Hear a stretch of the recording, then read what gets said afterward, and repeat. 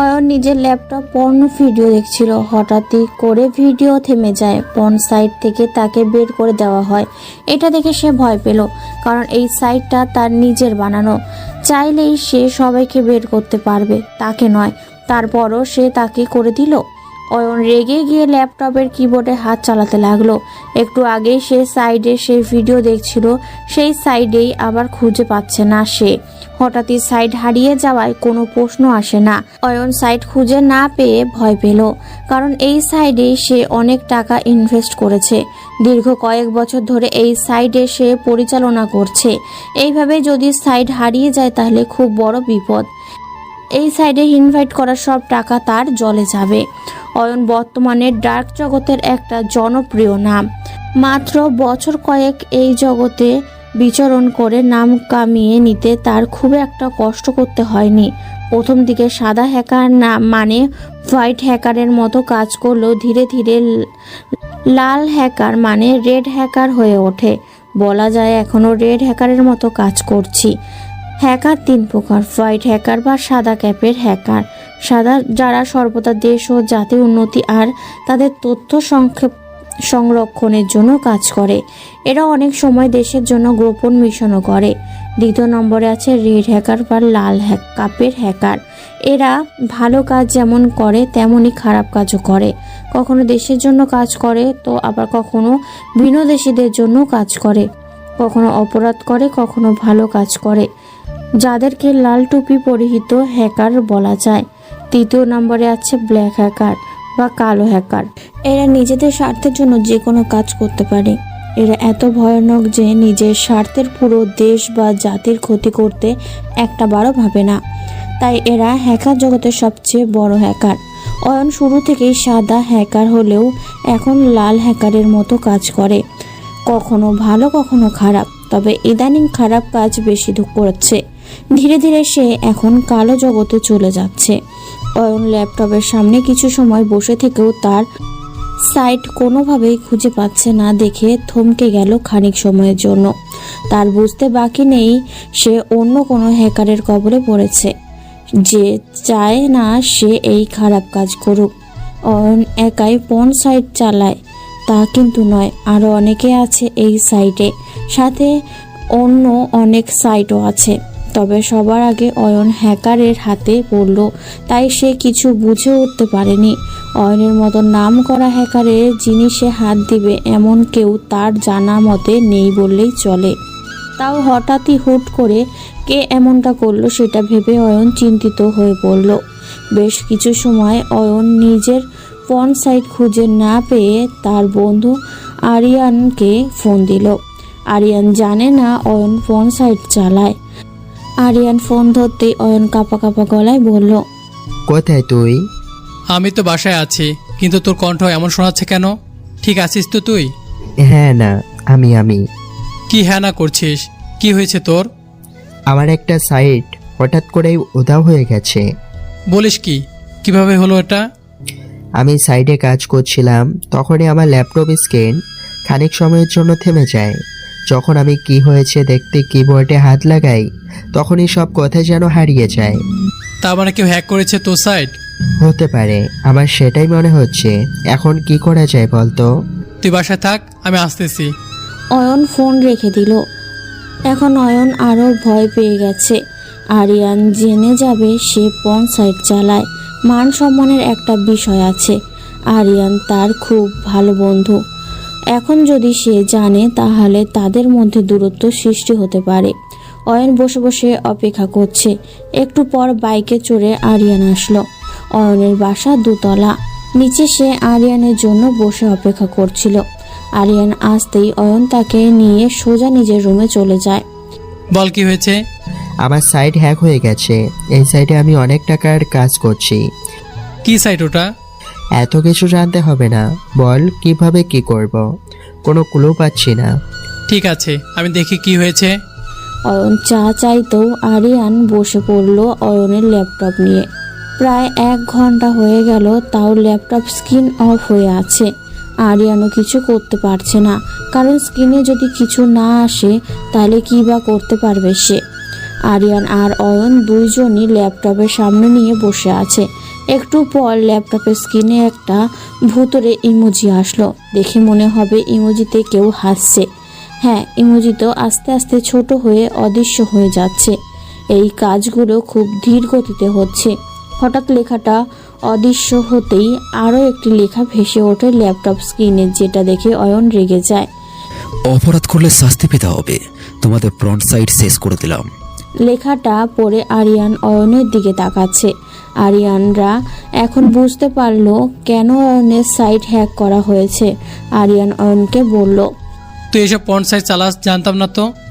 না, ও মিথ্যা বলছি, এমন কিছুই নয়। আরিয়ান আর কথা না বলে ল্যাপটপ অফ করে আবারও অন করলো। তারপর পুরো ল্যাপটপ ঘেঁটে দেখলো অয়ন সত্যি বলছে না মিথ্যা। অয়ন আরিয়ানকে ডেকেছে এই সাইট উদ্ধার করার জন্য, কারণ আরিয়ানের টেকনিক্যাল বুদ্ধি খুব বেশি। সহজেই সে যে কোনো দুর্বল জায়গা খুঁজে নিতে পারে। কিন্তু এখানে এসে যে অয়নের মান সম্মানের কথা আসবে, সেটা কালো টাকার লোভে অয়ন কিছু সময়ের জন্য ভুলে গিয়েছিল। আরিয়ান অয়নকে তার বাসায় যেতে বলে, কারণ আরিয়ানের বাসায় কম্পিউটার আছে, আর সেই দিক থেকে চেষ্টা করলে হয়তো তার সাইট ফিরে পেতে পারে। আরিয়ান বাসায় চলে গেল। বিকেলের দিকে অয়নও আরিয়ানের বাসায় গেল। দুইজন দুইটা কম্পিউটারের সামনে বসে পড়ল, যাতে অয়নের সাইট ফিরিয়ে নিতে পারে। কিন্তু অনেক চেষ্টা করেও কোনো কাজ হচ্ছে না। দীর্ঘ 2 ঘন্টা চেষ্টার পরেও যখন সাইট ফেরাতে পারল না, তখন তাদের বুঝতে বাকি নেই এই সাইট তারা আর ফিরে পাবে না। হ্যাঁ, দীর্ঘ 1.5 ঘন্টা চেষ্টার পরও সাইট পেয়েছে। তাদের কেবল দেখা ছাড়া আর কিছু করার নেই। কোনোভাবে ফিরিয়ে নিতে পারেনি। যখন দুইজন ল্যাপটপ ছেড়ে উঠতে যাবে, তখনই একটা লেখা তাদের সামনে ভাসে। লেখাটা বাংলা ও ইংরেজিতে ছিল না, চাইনিজ ভাষায় কিছু লেখা ছিল। অয়ন তাড়াতাড়ি সেটা ট্রান্সলেট করে দেখে লেখাটা। এই সাইড ফিরে পাবে না শত চেষ্টা করেও, সারা জীবনের জন্য এই সাইড ধ্বংস করে দিলাম। যারা ফ্রন্ট সাইড চালায় সবাই ধ্বংসাত্মক। তারা সমাজের মানুষকে খারাপ পথে নিয়ে যায়, যুব সমাজ ধ্বংস করে। যারা এই সাইট পরিচালনা করে তাদের জীবনে ঝুঁকি আছে, সবাই ধ্বংস হয়ে যাবে। সেই সময়টা বেশ দূরে নয়, ফিরছি আমি আরো ভয়ঙ্কর হয়ে। এই লেখা পড়ে অয়ন কিছুটা ভয় পেয়ে যায়, আর লেখাটা আরিয়ানকে দেখায়। আরিয়ান লেখাটা পড়ে কি যেন ভাবে। তারপর অয়নকে বলে, একটা খুব ভয়ঙ্কর কেউ। আমি একজনকে সন্দেহ করছি, কিন্তু এটা সে কি না সেটা এখনো জানা নেই। যদি এটা সে হয় তাহলে তুই জীবনে ঝুঁকিতে আছিস, আর যদি সে না হয় তাহলে নতুন কেউ ভয়ঙ্কর রূপ ধারণ করতে চলেছে। থেকে আমাদের এখান থেকে শেষ করতে হবে। আরিয়ানের কথায় অয়ন কিছুটা থমকে যায়। অয়ন বলে, কে হতে পারে সে? সেটা আর কিছু বলতে যাবে, তখনই আরিয়ানের কম্পিউটার রুমে কেউ প্রবেশ করলো। দুজন ফিরে দেখে আরিয়ানের ছোট বোন রুহানি হাতে চা নিয়ে আছে। অয়নকে বলল, হাই অয়ন ভাইয়া, কেমন আছো? অনেক দিন পর আমাদের বাসায়। হ্যাঁ ভালো, তুমি ভালো আছো তো? ভালো। তো কি কাজ করছো কম্পিউটারে? তেমন কোনো কাজ নয়, শুধু একটু সাইডে কাজ ছিল, সেটা করছি তোমার ভাই আর আমি মিলে। ওকে, করো তাহলে, আর চা খেয়ে নিও।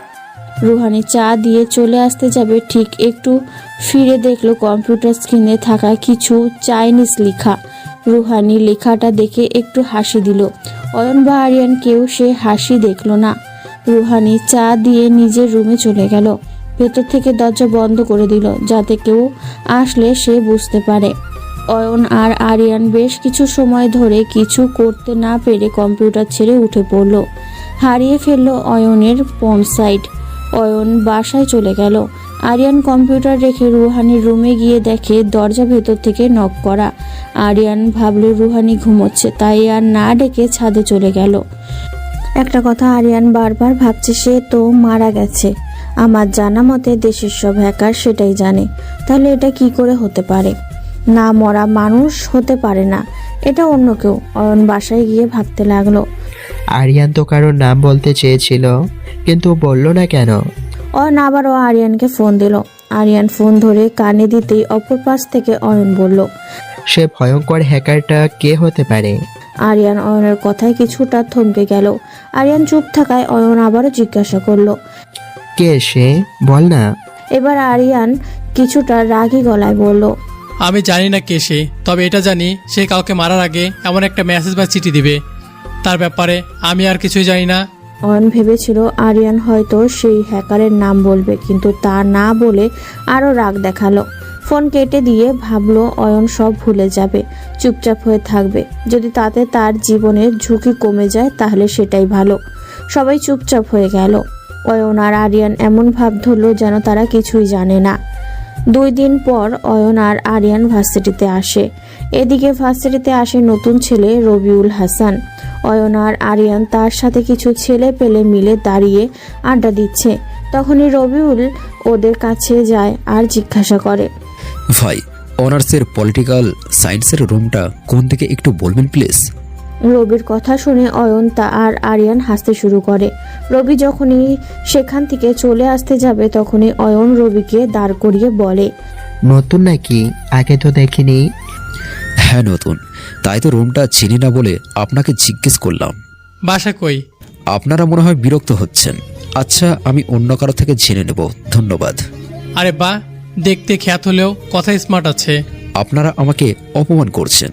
কারো গায়ের পোশাক দেখে বিচার করার ক্ষমতা আপনাদের নেই। ওই গলা নামিয়ে কথা বল, সিনিয়র হয় তোদের। আচ্ছা সরি ভাই, আমি আসি। আরে ওই কই যাস? ভাই, ক্লাস আছে, ক্লাস খুঁজতে হবে, তারপর যেতে হবে। আর কিছু সময় পর ক্লাস শুরু হবে। না, তুই আজ ক্লাস করবি না। যা, ওই দোকান থেকে আমাদের জন্য চা নিয়ে আয়। দেখুন, আপনারা অযথা আমাকে বিরক্ত করছেন। ওই তুই যাবি চা আনতে নাকি এখানেই? কথা বলতে না বলতেই আরিয়ান রবির শার্টের কলার ধরে বসে। ইচ্ছে না থাকা সত্ত্বেও রবি তাদের জন্য চা আনতে রাজি হয়ে যায়। রবি চা আনতে চলে যাওয়ার পর আরিয়ান আর অয়ন হাসতে হাসতে বলে, ভালোই মুরগি পাইছি, এবার এটাকে দিয়ে সব করাবো। কিছুটা দূর হলেও রবি তাদের কথা শুনতে পায়।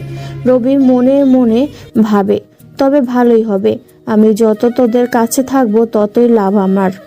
অয়ন আর আরিয়ান ভাবতে থাকে। একটু পর রবি চা নিয়ে আসে। অয়ন আর আরিয়ানের হাতে চা দিয়ে চলে যেতে চাইলে অয়ন নিজের পকেট থেকে চায়ের টাকা বের করে রবির দিকে ছুঁড়ে মারে আর বলে, এই ফকির, তোর চায়ের টাকা নিবি না? এই ধর। রবি ফিরে মাটি থেকে টাকাটা তুলে নিয়ে অয়ন আর আরিয়ানের দিকে তাকিয়ে মুচকি হাসি দিয়ে বলে যায়। হঠাৎই আরিয়ান একটু শক খায়। এই হাসি হয়তো সে আগে কোথাও দেখেছে।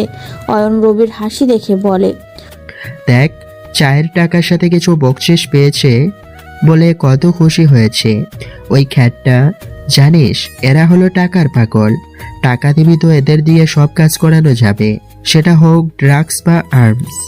অয়নের কথা শেষ হতে না হতেই আরিয়ান তাকে থামিয়ে দিয়ে বলল, না, এটা হতে পারে না। ওর হাসি হয়তো আগে আমি কোথাও দেখেছি, কিন্তু ওর মুখটা দেখিনি। ওর হাঁটার স্টাইল, হাত নাড়ানোর স্টাইল, এমনকি তার রহস্যময় হাসি, সব আমার কেমন যেন চেনা মনে হচ্ছে। ওর থেকে সাবধান থাকিস। এমনিতে অপরিচিত কারো ওয়ার্নিংয়ে আছি। সে কখন কোন দিক দিয়ে আসে তার কোনো হিসেব নেই। আরিয়ানের কথায় অয়ন কিছুটা বুঝলো না। এদিকে রবি একটা মেয়ের সামনে গিয়ে দাঁড়িয়ে যায়। উদ্দেশ্য অনার্সের রুমটা চিনে নেওয়া। মেয়েটা কিছু সময় রবির দিকে তাকিয়ে রুমটা দেখিয়ে দেয়। রবি রুমে চলে যায়। সবাই ভূত দেখার মতো তার দিকে তাকিয়ে আছে। একটু পর স্যার ক্লাসরুমে আসলে আবারও বের হয়ে যায়। বাইরের দরজার ওপরে কি যেন দেখলে আবারও ভেতরে ঢুকে সবাইকে বলতে লাগলো। সবাই বসে গেল। স্যার বলল, এটা অনার্স প্রথম বর্ষের রুম না? স্যারের কথা শুনে সবাই কিছুটা থমকে গেল আর রবির দিকে তাকিয়ে বলল। স্যার এবার একদম পেছনে থাকা রবিকে দাঁড়াতে বলল। রবি দাঁড়িয়ে স্যার কি বলে তা শুনতে প্রস্তুতি নিল। হয়তো সবার মতো ছোট লোক খ্যাত বলে অপমান করবে, ঠিক সেটাই হলো। রবি দাঁড়াতেই স্যার জিজ্ঞাসা করলো, এই ছেলেকে তুমি এখানে কি করছো? স্যার, আমি এই ক্লাসের স্টুডেন্ট। এটাই আমার প্রথম দিন, তাই আমাকে আপনি বা এখানে থাকা কেউ চিনে না। রবির কথা শুনে স্যার কিছুটা রেগে গিয়ে বলল, তোমার রোল কত? স্যার, 126। 6টা মাস হচ্ছে আর তুমি এতদিন পরে ভার্সিটিতে হচ্ছ? স্যার, আমি রবিকে আর কোনো কথা বলতে না দিয়ে স্যার নিজের খাতা দেখে বলল, এখানে 126 বলে কেউ নেই, 125 পর্যন্ত আছে। স্যার, আমি ট্রান্সফার হয়ে আসছি। কাল ট্রান্সফার হয়েছি আর আজ ক্লাস করতে আসছি। ও তাই তো বলি, এমন খ্যাত মার্কের ছেলে আমাদের ভার্সিটিতে আসলো কিভাবে? স্যারের কথা শুনে রবি মাথাটা নিচু করে ফেললো আর ক্লাসের সবাই হাসাহাসি শুরু করলো।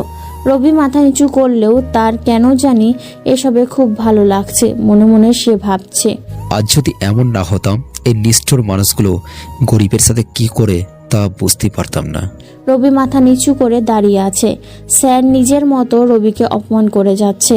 স্যারের কথা শেষ হলে রবি মাথা নিচু করে বসে পড়ল। এই ভার্সিটিতে সব বড় লোকের ছেলেরা পড়াশোনা না টাইম পাস করে, গার্লফ্রেন্ড নিয়ে ঘোরা, বাবার টাকা নষ্ট করতে আসে। তবে দু একজন আসে যারা পড়াশোনা করে। যারা ভালো পড়াশোনা করে তারা কখনোই কাউকে অপমান করে না, কাউকে ছোট করে কথা বলে না, সবার সাথে খুব সহজেই মিশে যায়। রবি মাথা নিচু করে বসে আছে। স্যার ক্লাস করে যাচ্ছে। স্যারের কথা রবি শুনছে আর মাথা নিচু করে আছে। একদম পেছনের সিটে রবি একা বসে আছে। হঠাৎই ভার্সিটির ভিপি ক্লাসে আসলে সবাই দাঁড়িয়ে তাকে সম্মান করে। সবার মতো রবিও দাঁড়িয়ে যায়। স্যার সবখানে দেখে একদম পেছনে রবির দিকে তাকিয়ে সবাইকে বসতে বলল। সবাই বসে গেল। স্যার রবিকে দাঁড়াতে বলল। সবাই মুচকি হাসছে। সবার মতে স্যার হয়তো রবিকে অপমান করবে। রবিকে স্যার সামনে আসতে বললে সে সামনে এলো। স্যার রবিকে দেখিয়ে বলল, হয়তো তোমরা অনেকেই জানো না ওর নাম। ও হচ্ছে রবিউল হাসান। ও খুবই মেধাবী ছাত্র। স্যারের কথা বলার মাঝখানে রবি একটা কাশি দিল। স্যার সাথে সাথে কথা ঘুরিয়ে নিয়ে বলল, রবিউল হাসান আগামীকাল থেকে এখানে ট্রান্সফার হয়ে আসছে। তোমরা সবাই ওর সাথে বন্ধুত্ব সুলভ আচরণ করবে। যাই হোক, রবিকে তো তোমরা সবাই চেনো। এখন তোমাদের পরিচয় করে দাও রবিকে। স্যারের কথা শুনে কয়েকজন তো বলেই উঠল, কি এই খ্যাতকে আমাদের পরিচয় দেবে? স্যার ধমক দিলেন। সবাই চুপ হয়ে যায়। স্যার এক পাশ থেকে নাম বলতে বলতে সবাই নিজেদের মতো তাদের পরিচয় দেওয়া শুরু করে। রবি খেয়াল করে দেখছে তাদের মধ্যে অনেক মুখেই রাগ আর ধমকানো সরে তাকে নাম বলছে। রবি এসব দেখেও সবার নাম জেনে নিল। ভিসি স্যার রবিকে সামনে এসে বসতে বলে রবি ছোট করে বলে, না স্যার, সমস্যা নেই, পেছন থেকে সবাইকে ভালো করে দেখা চাই। সবার সাথে কথা শেষ করে ভিসি স্যার চলে গেল। রবি ঠিক পেছনে গিয়ে আবারও বসে পড়ল।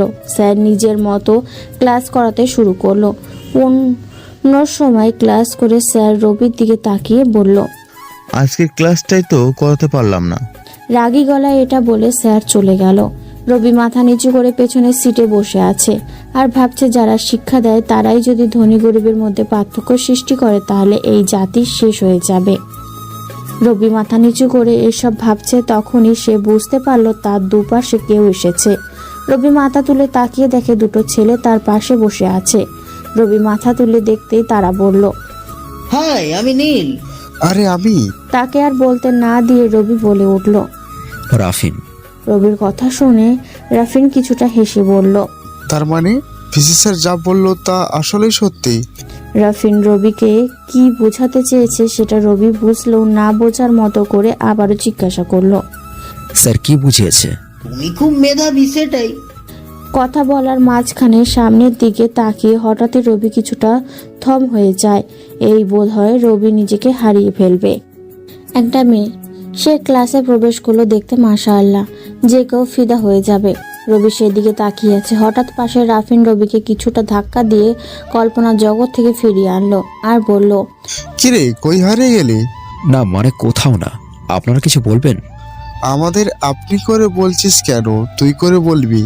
আজ থেকে নীল আর আমি তোর ফ্রেন্ড। এমনিতেও এখানে সব বড় লোকের কাছে আমরা অবহেলিত। আমার চিনা অবস্থা কেউ আমার ফ্রেন্ড হবে এটা বিশ্বাস করতে কষ্ট হচ্ছে। এত অবাক হওয়ার কিছু নাই, আমরা এখন থেকে তোর ফ্রেন্ড। নীল এই বলে হাত বাড়িয়ে রবির সাথে হ্যান্ডশেক করে। একটু পর ক্লাসে আর একটা স্যার প্রবেশ করে। নীল আর রাফিন তার সাথেই বসে পড়ে। স্যার ক্লাস শুরু করে। রবি সেই মেয়েটার দিকে একটু পর পর তাকাচ্ছে। এই অদ্ভুত সৌন্দর্য নিয়ে মেয়েটার দিকে রবি বেশিক্ষণ তাকিয়ে থাকতে পারল না। পাশে থাকা নীল আবারও হালকা ধাক্কা দিয়ে বলল, কি, কার দিকে এভাবে তাকিয়ে আছিস জানিস? না তো, মেয়েটা বেশ সুন্দর। বেশি তাকিয়ে থাকিস না, অরণি দেখলে তোর অবস্থা খারাপ হবে। রবি বুঝতে পারলো তাহলে এই মেয়ের নামই অরুণী। না, মেয়ে তো নয়, যেন ভুলে আকাশ থেকে নেমে আসা কোনো পরী। স্যার এদিকে ক্লাস করেই যাচ্ছে, রবির মন অন্যদিকে। প্রায় সেই ক্লাস শেষ হয়ে গেলে অরণি সোজা রবির সামনে এসে দাঁড়িয়ে যায়। প্রথমে রবি তেমন খেয়াল না করলেও পাশে নীল হালকা ধাক্কা দিলে কল্পনা জগৎ থেকে বেরিয়ে আসে। রবি অরণিকে এত কাছ থেকে দেখে থ হয়ে দাঁড়িয়ে পড়ে। অরণি ধমকানোর স্বরে রবিকে বলে, কি ব্যাপার, এখানে কি মেয়ে দেখতে আসছিস নাকি? সে কখন থেকে দেখছে আমার দিকে তাকিয়ে আছিস? রবি কিছু না বলে চুপ করে মাথা নিচু করে ফেলে। যদি এখন রবি কিছু বলে বা করতে যায় সব কিছু ভেসে যাবে। রবি কোনো কথা বলছে না দেখে অরণি আবারও চিৎকার করে বলে উঠল, কি হলো, কথা কি কানে যায় না? এবার রবির দিকে তাকিয়ে সবাই হাসছে। রবি অরণিকে বলল, আপনি অনেক সুন্দর, তাই একটু দেখছিলাম। রবির এমন কথা শুনে সবাই জোরে হেসে উঠল। আর অরণি তো বেশ রেগে গেল। অরণি কিছু বলতে যাবে ঠিক তখনই স্যার ক্লাসে চলে এলো। অরণি নিজের সিটে চলে যেতে যেতে বলল, ক্লাস শেষ হলে তোকে দেখে নেব। অরণি চলে গেলে রবি বসে পড়ে। এভাবে একটার পর একটা ক্লাস শেষ হয়ে গেলে রবি যখনই চলে আসতে যাবে তখনই পেছন থেকে কেউ ডাক দেয়। রবি ফিরে দেখে নীল আর রাফিন পেছনে আছে। রবি তাদের দিকে যেতে চাইলে মাঝখানে অরণি কোথা থেকে চলে আসে। তার সাথে অয়ন আর আরিয়ানও আছে। রবি বুঝতে বাকি নেই এখন কোনো ঝামেলা হতে পারে এখানে। নীল আর রাফিন হয়তো এই জন্যই তাকে ডেকেছিল। রবি কোনো ঝামেলায় পড়তে চায় না, তাই সোজা উল্টো দিকে ফিরে চলে আসতে যাবে ঠিক তখনই পেছনে কেউ শার্টের কলার ধরে ফেলে। রবি তখনই পা কাঁপা শুরু হয়ে যায়। না, এটা ভয়ে কাঁপা নয়, আত্মরক্ষা আর বিপরীতে কেউ থাকলে তাকে বিনাশ করার। রবির পা কাঁপছে দেখে অরণি সহ সবাই হেসে ওঠে। রবি নিজের অজান্তে অরণির হাসির প্রেমে পড়ে যায়। সে নিজেও মুচকি হেসে ওঠে। তার এই হাসি দেখে আরিয়ান আরো ভয় পেয়ে যায়। আরিয়ান মনে করছে এই হাসি কোনো হায়নার মুখে দেখেছিল। সে খুব ভয়ঙ্কর, কিন্তু কোথায় দেখেছে সেটা মনে করতে পারছে না। অরণি রবিকে বলল, বলেছিলাম না তুই ক্লাস শেষ করে বের হলে তোকে দেখে নেব। তাহলে এখন দেখা শেষ হলে আমি আসি, বাসায় ছোট বোন একা আছে। কেবল আসলাম, বল এভাবে তাকিয়েছিলি কেন? একটা পরি যদি কারো সামনে থাকে তাহলে কি সে তাকাবে না? নিজের সৌন্দর্যের প্রশংসা শুনে অরণি কিছুটা খুশি হলো বটেই, কিন্তু কেউ যে তার দিকে তাকালে তাকে মারতে পারলে অরণির আরো ভালো লাগে। অরণি বলল, না, তুই খারাপ নজরে আমার দিকে তাকিয়েছিলি, এখন তোর শাস্তি তুই পাবি। দেখুন, হ্যাঁ আমি তাকিয়েছিলাম, কিন্তু সুন্দর অনেক আপনি, এর থেকে আর বেশি কিছু না। আর সরি, আসলে তাকানোটাই আমার ভুল হয়েছে। এই বলে রবি চলে আসতে যাবে তখনই আরিয়ান রবিকে ঘুরিয়ে চর মারতে যাবে ঠিক তখনই অরণি তার হাত ধরে ফেললো আর আরিয়ানকে বলল, বাদ দাও, আজকে ভালো লাগছে না। তারপর রবিকে বলল, শোন, আর কখনো যদি আমার দিকে তাকিয়ে থাকিস তাহলে তোর পা ভেঙে দেব। রবি চুপ করে মাথা নিচু করে সেখান থেকে কিছুটা পথ চলে এলো। নীলা আর রাফিন দৌড়ে রবির কাছে এলো। রবি কারোর সাথে কথা না বলে হেঁটে ভার্সিটির বাইরে চলে এলো। ভার্সিটির ছুটি, তাই অনেকেই চলে যাচ্ছে। রবি পেছন পেছন নীল আর রাফিন এলো। নীল রবির পাশে এসে বলল, কি হলো আজ অরণি তো ভালো হলো কেমনে? রবি নীলের কথায় কোনো জবাব না দিয়ে নিজের মতোই হাঁটতে লাগলো। রাফিন বলল, তোর বাসা এখান থেকে কতটা দূরে? রাফিনের কথার জবাব দেওয়াটা দরকার মনে করে বলল, এই তো সামনের মোড়ে গিয়ে ডানে 5 মিনিট গেলেই আমাদের বাসা। বাসায় কে কে আছে বললি না তো? না, বাসায় তেমন কেউ নেই, মা আর ছোট বোন আছে। তো তোদের বাসা কোন দিকে? আমাদের বাসা তো এই দিকে, হাত দেখিয়ে। ওকে যা, তাহলে ভালো লাগছে না, আমি বাসায় যাব। যাবি তো ঠিক আছে, তোর নাম্বারটা দিয়ে যা। নাম্বার নিয়ে কি করবি? প্রতিদিন তো দেখাই হবে। আরে লাগবে, আর মেয়েদের মতো তোর নাম্বার দিতে সমস্যা কই? আচ্ছা নে। রবি নিজের নাম্বার দিয়ে দিল তাদের। দুইজন চলে গেল। রবিও নিজের বাসায় চলে এলো। কলিং বেল দিতেই ছোট বোন হ্যাপি এসে দরজা খুলে দিল। রবি ভার্সিটি যাওয়ার সময় হ্যাপি রবিকে দেখেনি। ওই সময় হ্যাপি নিজের রুমে ছিল। আর যখন ফিরল তখন রবিকে দেখে সে চোখ বড় বড় করে ফেলল। ভাইয়া, তোমার এই অবস্থা কেন? কি অবস্থা? এইসব ড্রেস কই পাইছো? কাল কিনেছিলাম।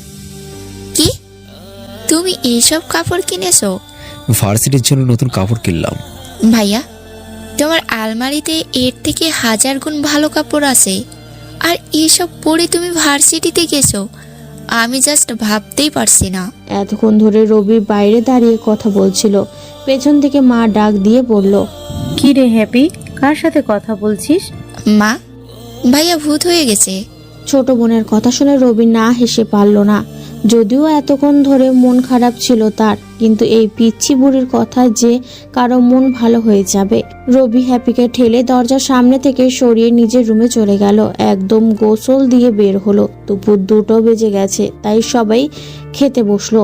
হ্যাপি এক লোকমা খাচ্ছে তো রবির দিকে আর চোখে তাকাচ্ছে। রবি বুঝতে পারলো এখনো হ্যাপি রবির কথা চিন্তা করছে। রবি বলল, এই পিচ্ছি, কি চিন্তা করছিস এত? ভালো করে খা। দেখো ভাইয়া, আমি 10ম শ্রেণীতে পড়ি। তুমি আমাকে নারবার পিচ্ছি বলো কেন? জানো আমার কত ফ্রেন্ডের বিয়ে হয়ে গেছে? পিচ্ছির কথা শুনে রবি কাশি উঠে গেল। পাশে থাকা পানির গ্লাস হাতে নিয়ে এক নিমিষে সবটা পানি খেয়ে শেষ করলো। এই পিচ্ছি বলে কি? এমনিতেও দেখি কথায় কথায় বিয়ের কথা বলে। রবি যখন কথা বাড়াবে এই পিচ্ছি বুড়ি এত পেঁচাবে। খাবার শেষ হলে রবি নিজের রুমে চলে যায়। নিত্যদিনের মতো রবি গিয়ে শুয়ে পড়ে। প্রায় 20 মিনিট পর হ্যাপি দরজায় এসে ভেতরে যাওয়ার পারমিশন চায়। রবি ভেতরে যেতে বললে হ্যাপি টেবিলের ওপরে তার হাতে থাকা 2টা চা রেখে রবির পাশে বসে বলে। রবি উঠে 1 কাপ চা হাতে নেয়, অপরটা হ্যাপি নেয়। হ্যাপি তখনই রবিকে বলে, ভাইয়া একটা কথা বলবো? বলবি কি বলবি? আমরা এখানে আসি 2 মাস হলো। তুমি এই সময়ের মধ্যে কেমন যেন হয়ে গেছো। মানে আগে ছিলে একরকম আর এখন পুরো ভিন্ন হয়ে গেছো। হায় রে, পাগল আছিতে ঠিক আগের মতো, শুধু পোশাকটা একটু চেঞ্জ হলো আর কিছু না। না ভাইয়া, তোমার চাল চলনও কেমন যেন হয়ে গেছে। রবি হেসে বলল, ঠিক আছে, তুই এসএসসি এক্সাম শেষ কর, তারপরে তোকে সিআইডিতে দিয়ে দেব। এত সন্দেহ কেন হয় তোর, বুঝি না আমি। আমি কিছু বললেই আমাকে সিআইডি সিবিএলএতে দিয়ে দিবে, খালি এই কথা। কপাল, তো এত সন্দেহ করিস কেন বল, পুরো সিআইডিদের মতো। তোমার কাছে কিছু একটা জানতে চাইলেই সেটা তোমার কাছে সন্দেহের কিছু হয়ে যায়। আচ্ছা এসব বাদ দে, তোকে বলছিলাম চা কফি এসব খাবি না, তাও তুই দেখি আমার থেকে বেশি চা খাস। তো খেলে শেষ হয়ে যাচ্ছে নাকি? জানিস না তুই শেষ হয়ে যাচ্ছে যে সেটা। ভাইয়া তুমি না। কথাটা বলতে বলতে দুজন হেসে উঠল। রবি হ্যাপিকে চা কফি খেতে নিষেধ করে, কারণ চা কফি খুব মারাত্মক। যেমন সিগারেট বা অন্য নেশাদ্রব্য জিনিসের মতো। যে চা খায় সে চা না খেয়ে থাকতে পারে না, না খেলে ভীষণ মাথা ব্যথা শুরু হয়। তাই হ্যাপিকে চা কফি খেতে বারণ করে। যদিও রবির কথা হ্যাপি একদমই কানে নেয় না। চা খাওয়া শেষ হলে হ্যাপি কাপ 2টো নিয়ে চলে যেতে চাইলে রবি বলে, শোন, আমার কাপড়গুলো একটু ধুয়ে দিস তো। কোন কাপড়? যেগুলো পরে বের হলে? সেগুলো। আইসে। তোমার ওই কাপড়ে আমি হাত লাগাবো, এটা কেমনে ভাবলে তুমি? আচ্ছা হয়েছে, ধুয়ে দিতে হবে না, যা সর এখান থেকে। হ্যাপি মুখ বাঁকা করে চলে যায়। রবি হাসতে হাসতে নিজের কম্পিউটারের সামনে বসে পড়ে। এদিকে আরিয়ান আর অয়ন বাসায় গিয়ে খাবার খেয়ে ফোন হাতে নিয়ে দেখে তাদের ফোনে একটা করে মেসেজ, যেগুলো সিক্রেট একটা সাইট থেকে আসছে, যেটাতে তারা আর তাদের টিম কাজ করে হ্যাকিংয়ের। তার মানে তারা মনে করলো নতুন কোনো কাজ আছে, তাই এমন মেসেজ আসছে। দুজন কম্পিউটারের সামনে বসে পড়ে। হঠাৎই দেখে তাদের সার্ভারে সিস্টেম চেঞ্জ করতে বলছে। নর্মালি তারা সেটা ইগনোর করে দিল, তখনই হলো ধামাকা। ইগনোরের ক্লিক করার পরেই দেখছে তাদের সামনে থাকা ল্যাপটপ আর কম্পিউটার ডাউন হয়ে যাচ্ছে। দুইজনই কিছু বুঝতে পারছে না হঠাৎ করে কি হচ্ছে এসব। অয়নের সাথে ঘটে যাওয়া ঘটনা এখন আবারও দুজনের সাথে ঘটে গেল। আগের মতো স্ক্রিন অফ হয়ে গেল। কিছু সময় অন্ধকার থাকার পর একটা ভূতের ইমোজি আসলো। সেটা ধীরে ধীরে অদৃশ্য হতেই আর একটা লেখা আসলো। সেটাও লেখা ছিল চাইনিজ ভাষায়, যেটা বাংলাদেশে ক্ষতি করতে চাইলে নিজের ক্ষতি হয়। এই লেখা দেখে দুজনই ভয় পেয়ে যায়, কারণ তাদের পুরো টিম মিলে বাংলাদেশের কিছু গোপন তথ্য বাইরে দিতে চাচ্ছে, কিন্তু কাকে দিতে চাচ্ছে সেটা অদৃশ্য হ্যাকার জানে না। অয়ন আর আরিয়ানের ওপর আরও একজন আছে, যার কথা তারা সব করে বেড়ায়। দুর্ভাগ্য হলেও সত্য এতদিন কাজ করেও তাদের বস কে সেটা তারা এখনো জানে না। অয়ন আর আরিয়ানের হ্যাকিংয়ের পুরো সাইট হ্যাক করে নিয়ে অপর পাশে বসে থাকা হ্যাকার মুচকি হাসছে। আরিয়ান আর অয়ন ভয় পেয়ে যায়, কারণ তারা যে দেশের ক্ষতি করছে সেটা জানতে পারলে তো তাদের জেল হবে। মামলা হলে আজীবন হয়তো জেলের 4 দেয়ালের বন্দি হয়ে থাকতে হবে। অয়ন আর আরিয়ান এবার একসাথে হয়ে গেল। দুজন আরিয়ানের বাসায় আসলো। এখান থেকে তারা ছদ্মবেশী এক হ্যাকারকে টেস্ট করার চেষ্টা করবে। এদিকে রবি কম্পিউটার থেকে উঠে ঘুমাতে গেল। কানের পাশে ফোনটা রাখলো। তখনই তার মনে হলো কিছু একটা সে মিস করে ফেলেছে, হয়তো সেটা কম্পিউটারের কোনো জিনিস। রবি আবারও কম্পিউটারের সামনে বসে মাথায় হাত দিয়ে চেয়ারের পেছনে দেখে কিছু একটা হেলান দিয়ে চিন্তা করলো কি সেটা। হঠাৎই তার কিবোর্ডের পাশে চোখ পড়ল। সেখানে তার একটা পেন ড্রাইভ ছিল, যেটা এখন নেই। রবির ঘরে তো মা আর ছোট বোন ছাড়া আর কেউ নেই। মা এমনিতেও এই ঘরে আসে না। ঘর গোছানো হ্যাপির কাজ, তাই রবি চিন্তা করছে কোথায় গেল পেন ড্রাইভ। রবি তখনই হ্যাপিকে ডাক দিল। প্রথম ডাকে কোনো সাড়া শব্দ পায়নি, তাই রবি আবারও ডাক দিতে হ্যাপি এসে হাজির। এত রাগী হয়ে ডাকলো যে হ্যাপি দরজার কাছে এসে কাঁপতে শুরু করলো। রবি হ্যাপিকে দরজার পাশে দেখে ভেতরে আসতে বলল। ভাইয়া, কি হয়েছে? এভাবে ডাকছো কেন? সকালে আমি বের হওয়ার পরে আমার রুমে কে আসছে? বাসায় তো কেউ আসেনি, আর তোমার রুমে আমি ছাড়া তো কেউ আসে না। তাহলে তুই এসেছিস সকালে? হ্যাঁ, তুমি এলোমেলো করে সবকিছু বের হয়ে গেছো, তাই আমি এসে গুছিয়ে চলে গেলাম। এখান থেকে কোনো ফ্রেন্ড ড্রাইভ নিয়েছিস? এটার জন্য তুমি এভাবে চিল্লাচ্ছ? নিয়েছিস কিনা তাই বল। হ্যাঁ, ওটা তোমার কিবোর্ডের পাশে ছিল। আমি ভাবলাম হয়তো তুমি ভুলে সেখানে রেখে গেছো, তাই ওটা তোমার বিছানায় বালিশের নিচে রাখলাম। হ্যাপির কথা শুনে রবি কিছুটা শান্তি পেল। এই পেন ড্রাইভের অনেক গুরুত্বপূর্ণ তথ্য আছে। যদি ভুলেও এটা খারাপ কারো হাতে পড়ে তাহলে অনেক বিপদ হতে পারে। যদিও পেন ড্রাইভের একটা কোড দেওয়া আছে, কিন্তু সেটা ভেঙে ফেলে ভেতরের তথ্য দেখা ততটা কঠিন নয়। রবি কম্পিউটারের সামনে থেকে উঠে বিছানা থেকে পেন ড্রাইভটা হাতে নেয়। হ্যাপিকে বলে, আমার জিনিস যেটা সেখানে থাকে সেখানেই রাখবি। তাই বলে এত চিৎকার করবে? বেশি হয়ে গেল নাকি? যদিও হাসির জন্য কথাটা বলেছে, কিন্তু হ্যাপি রাগ করে চলে গেল। রবি পেছন থেকে অনেক ডাকলো, কিন্তু শুনলো না। কি আর করার, রবি আবারও শুয়ে পড়ে। দিনে একটু ঘুমালে রাত জেগে কাজ করা যায়। এদিকে আরিয়ান আর অয়ন কম্পিউটারের সামনে বসে অদৃশ্য হ্যাকারকে খুঁজতে চেষ্টা করছে। কিবোর্ডে যত তাড়াতাড়ি সম্ভব হাত চালাতে লাগলো। অনেক চেষ্টা করে অ্যাক্সেস নিতে পেরেছে তারা।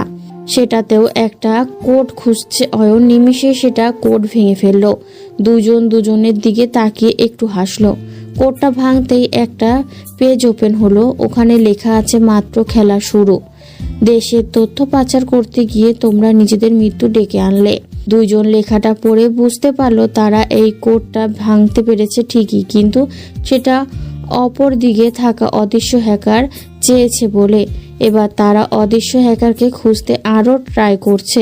প্রথমে তারা অদৃশ্য হ্যাকারকে হতে পারে সেটা চিন্তা করলো। তাদের শত্রুপক্ষে থাকা সবার লিস্ট চেক করলো।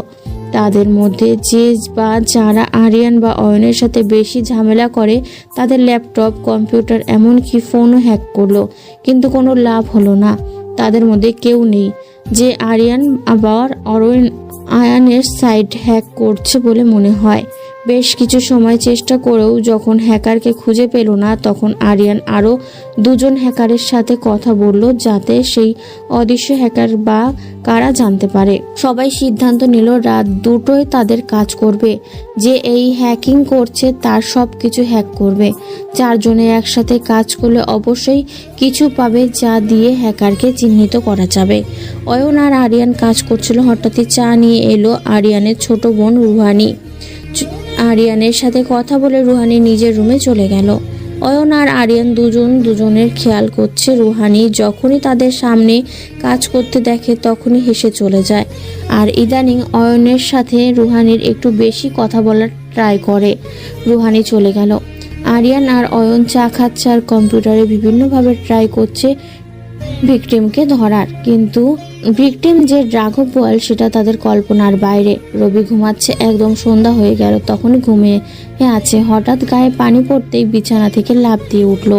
ভাবছে পানি এলো কোথা থেকে। সামনে তাকিয়ে দেখে হ্যাপি দাঁড়িয়ে আছে, হাতে পানির গ্লাস। রবি পানির গ্লাস আর হ্যাপির হাসি দেখে বুঝতে পারলো এই পানি আকাশ থেকে পড়েনি, বরং ছোট বোন হ্যাপি ইচ্ছে করে ফেলেছে। রবি তাকে বলে, কিরে তুই আমার এই স্বাদের ঘুম ভাঙলি কেন? ভাইয়া, এটা কি তোমার স্বাদের ঘুম ছিল? সাদের ঘুম নয় তো কি, কত সুন্দর একটা। রবি এতটুকু বলেই থেমে গেল। তখনই হ্যাপি জিজ্ঞাসা করলো, কত সুন্দর কি ভাইয়া? কিছু না, এই ঘুমটাও ভাঙালেও পারতি। খুব বেশি করে ফেলেছি না? আমার কথা আমাকে বলিস আবার, যা এখান থেকে।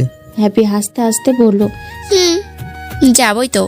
মনে আছে ঘুমানোর আগে আমার সাথে কি করছো? সেই প্রতিশোধ নিলি এখন পানি ঠেলে। নিলাম তো। বলো কি এত সুন্দর যার কারণে তোমার ঘুম ভেঙে গিয়ে কষ্ট হচ্ছে? তুই এসব বুঝবি না। বলো না, এমন করো কেন? খুব সুন্দর একটা স্বপ্ন দেখছিলাম, আর তুই পানি ঢেলে সেটা শেষ করে দিলি। না স্বপ্নেই পানি ঢাললি। তো ভাবি কেমন? ফুচকা রান্না করতে পারে তো? কোনো মেয়েকে সে স্বপ্নে দেখছি তা বলিনি, আর সোজা ভাবি বানিয়ে দিলি, বুঝলাম না। তোমার সুন্দর রোমান্টিক স্বপ্ন কেমন হবে তা আমি ভালোই জানি। কপাল, একটু বেশি জানিস তুই। যা এখন এখান থেকে। যাব। উঠে ফ্রেশ হয়ে এসো, নাস্তা করবে। যা আসছি। হ্যাপি চলে গেল। রবি ফ্রেশ হয়ে বের হয়ে সোজা নাস্তা করতে চলে যায়। মা পাশে বসে আছে। রবি বলল, মা, তোমার মেয়ে অনেক পেকে গেছে, বিয়ে দিতে হবে। রবি কথা শেষ করতে না করতে হ্যাপি বলে উঠল, খালি বিয়ে করতে মন চাই। মা কিছুটা দূরে বসেছিল, তাই হ্যাপির কথা শুনতে পায়নি। রবি ঠিক শুনতে পেয়েছে, তাই রবি হ্যাপিকে বলল, কি বললি তুই? না মানে বই বই পড়তে মন চাই, মানে পড়াশোনা করতে। বিয়ে না তো, তুমি খালি বেশি বেশি শোনো। এখন রবি কিছু বললে সেটা আর মায়ের বিশ্বাস হবে না, কারণ হ্যাপির কথা মা বেশি বিশ্বাস করে। হ্যাপি এমন ফাজলামো করে তাও কেউ কিছু বলে না, কারণ সবার ছোট বোন। আর তাই সবাই আদর ও আশকারা পেয়ে মাথায় উঠে গেছে। আর সবাই ছোট বলে কেউ কিছু বলে না। যদিও একটু কিছু বলে তো সারা দিন খাওয়া বন্ধ, চুপচাপ কান্না করে যাবে। এই কারণে কেউ কিছু বলে না। নাস্তা করছে রবি মাকে বলল, মা, তোমার মেয়ে আমার গায়ে পানি ঢেলেছে কেন জিজ্ঞেস করো। আমি কি জানি? তোরা জানিস ওসব? ওখানে আমাকে জড়িয়ে লাভ নেই। মায়ের কথা শুনে হ্যাপি তো হেসে যাচ্ছে মিটমিট করে। তখনই রবি বলল, কিরে হাসছিস কেন? বল, কেন পানি ঢাললি? সেই 2 ঘন্টা ধরে ডাকছি, তাও ওটো নাই, তাই পানি দিয়ে ঘুম ভাঙালাম। যদি জানতাম ভাবি ছিল, থুক্কু স্বপ্নে ভাবিকে দেখছো, তাহলে আর এমন করতাম না। হ্যাঁ, খুব বড় হয়ে গেছিস। কথা বলতে বলতে নাস্তা করে রবি নিজের রুমে চলে গেল। ফোন হাতে নিয়ে দেখে কম্পিউটার দুটা সিগন্যাল দিচ্ছে। রবি কম্পিউটারের সামনে বসে পড়ে আর মুচকি হাসে। কিছু সময় পর কম্পিউটার ঘেঁষে হেসে ওঠে পড়ল, আজ রাতে তার কিছু কাজ আছে, তাই আর একটু ঘুমিয়ে নেওয়া উত্তম। রবি আবারও ঘুমিয়ে পড়ল, কিন্তু হ্যাপি তো আর এমন শান্তিতে ঘুমোতে দিবে না। রাত 11টার দিকে ডিনার করার জন্য ডেকে দিল। ঘুম থেকে উঠে ডিনার করে নিল। পড়াশোনা শেষ করে হ্যাপি ঘুমিয়ে গেল। রবি বসে পড়ল একটা কম্পিউটারের সামনে। এইদিকে অদৃশ্য হ্যাকারের খোঁজ করতে অয়ন আর আরিয়ান বসে পড়ল কম্পিউটারের সামনে। সাথে যুক্ত হলো আরও 2 জন। মোট 4 জন মিলে অদৃশ্য সেই হ্যাকারকে খুঁজবে যে অয়নের পর্ন সাইট আর 2 জনের হ্যাকিং সাইট হ্যাক করে নিয়েছে। রাত যতই যাচ্ছে অপারেশনের সময় ততই গড়িয়ে আসছে। রাত 1:30টায় অয়ন আর আরিয়ান 2 জন কম্পিউটারের সামনে বসে সিস্টেম ঠিক আছে কিনা না দেখছে। সবকিছু ঠিক চেক করে 2 জন চা খেয়ে নিল যাতে ঘুম না আসে।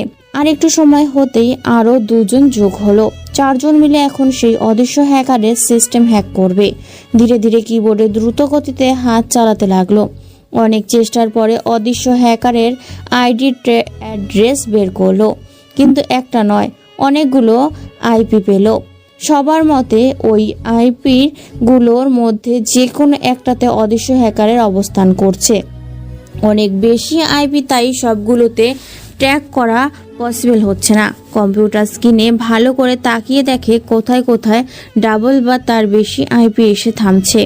অদৃশ্য হ্যাকার যখন কম্পিউটারের কাজ করছিল, যখনই দেখলো কেউ তার সিস্টেম হ্যাক করছে, তখনই সে মুচকি হাসলো। কত বড় বোকা তারা, এই বলে আরও কিছুটা অট্টহাসি দিল। 4 জন চারদিকের আইপি ধরে নিল, যার মধ্যে একটাতে অদৃশ্য হ্যাকার থাকতে পারে। আরিয়ানের বাবা একটু ক্ষমতাসীন ব্যক্তি, তাই আরিয়ানের ফোন দিয়ে থানার বলতে পুলিশ সেই আইপি অ্যাড্রেসগুলোতে চলে গেল, কিন্তু 3টা জায়গায় কিছু পেল না। শেষ জায়গায় আরিয়ান আর অয়ন একসাথে গেল। গিয়ে তারা অবাক হয়ে যায়। একটা পুরনো ঘর, যেটাতে কেউ থাকে না, না কোনো মানুষ থাকার উপযোগী এটা। সেখানেও কিছু না পেয়ে ফিরে আসতে গিয়ে অয়নের চোখে একটা চিটকুট পড়ে। অয়ন সেটা হাতে নিয়ে দেখে সেখানে লেখা আছে, চোরি চোরি করবে, মালিক তো পাহারা দিবে। এই কথা কোনো মানে তারা বুঝতে পারল না। হঠাৎ দেখে সেখানে একটা ছেলে এত রাতে বারান্দায় দাঁড়িয়ে আছে। আরিয়ান ছেলেটাকে দেখে চিনতে পারল না। বারান্দার লাইট জ্বলছে আর ছেলেটা কম্পিউটারের সামনে গিয়ে বসলো। দূর থেকে এইটুকু দেখা যাচ্ছে, এত রাতে কারো বাড়িতে ঢোকা ঠিক হবে না। অয়ন কিছুটা আন্দাজ করতে পেরেছে, হয়তো ওখানে বারান্দায় দাঁড়িয়ে থাকা লোকটাই কিছু জানে, কিন্তু এখন তো সেখানে যাওয়া যাবে না। হতাশ হয়ে ফিরে এলো সবাই, কিন্তু আরিয়ান এত সহজে তো হার মানার কথা নয়। বাসায় এসে আবারও কম্পিউটারের সামনে বসে পড়ল, কিন্তু একই কম্পিউটার ওপেন হচ্ছে না কেন? হঠাৎই আরিয়ানের ফোন বেজে উঠল। ফোন বের করে দেখে নতুন যেই 2 জন হ্যাকার নিল, তাদের থেকে একজন ফোন করেছে। আরিয়ান ফোন কানে দিল। যার পিছনে আমাদের লেলিয়ে দিয়েছে সে আর কেউ না, ওর থেকে দূরে থাকা উত্তম। আমাদের কম্পিউটার সহ সব সিস্টেম হ্যাক করে ফেলেছে সে। আমার মনে হয় সে আর কেউ নয়। আর কে কথাটি শুনতেই আরিয়ানের হাত থেকে ফোনটা পড়ে গেল। অয়ন পাশে বসা ছিল। আরিয়ানের এই অবস্থা দেখে সে বসা থেকে উঠে গেল। আরিয়ানকে জিজ্ঞাসা করলো, কি হয়েছে, ফোন ফেলে দিল কেন? আরিয়ান কিছু বলছে না। মাটিতে পড়ে যাওয়া ফোন এখনো কথা বলছে, অপর পাশে এখনো কিছু বলে যাচ্ছে। অয়ন মাটি থেকে ফোনটা তুলে কানে নিল। অপর দিক থেকে বলছে, আমরা কিছু করতে পারিনি, বরং উল্টো আমাদের সিস্টেম হ্যাক করে নিয়েছে আরকে। আমাদের কম্পিউটারে কিছু তথ্য ছিল যেইগুলো আরকের হাতে গেলে আমাদের মৃত্যু অবধারিত, তাই আমরা কম্পিউটার ভেঙে ফেলেছি। এতক্ষণে মনে হয় আরকে আমাদের লোকেশন বের করে ফেলেছে, তাই আমরা এখানে সব পুড়িয়ে দিয়ে বের হয়ে যাচ্ছি। যদি বাঁচতে চাও তাহলে তোমরাও পালিয়ে যাও। পরবর্তী কোনো হেল্প চাওয়ার আগে কার সাথে লাগতে যাচ্ছ সেটা বুঝে নেবে। এই কথাগুলো বলেই অপর পাশ থেকে ফোনটা কেটে দিল। অয়ন হ্যাকিং জগতের নতুন বললে চলে, তাই আর কে সেটা তার কোনো ধারণা নেই। আরিয়ান এখনো আগের মতোই শক্ত হয়ে আছে মূর্তির ন্যায়। অয়ন পাশ থেকে আরিয়ানের গায়ে হাত দিয়ে সে ভয় পেয়ে গেল।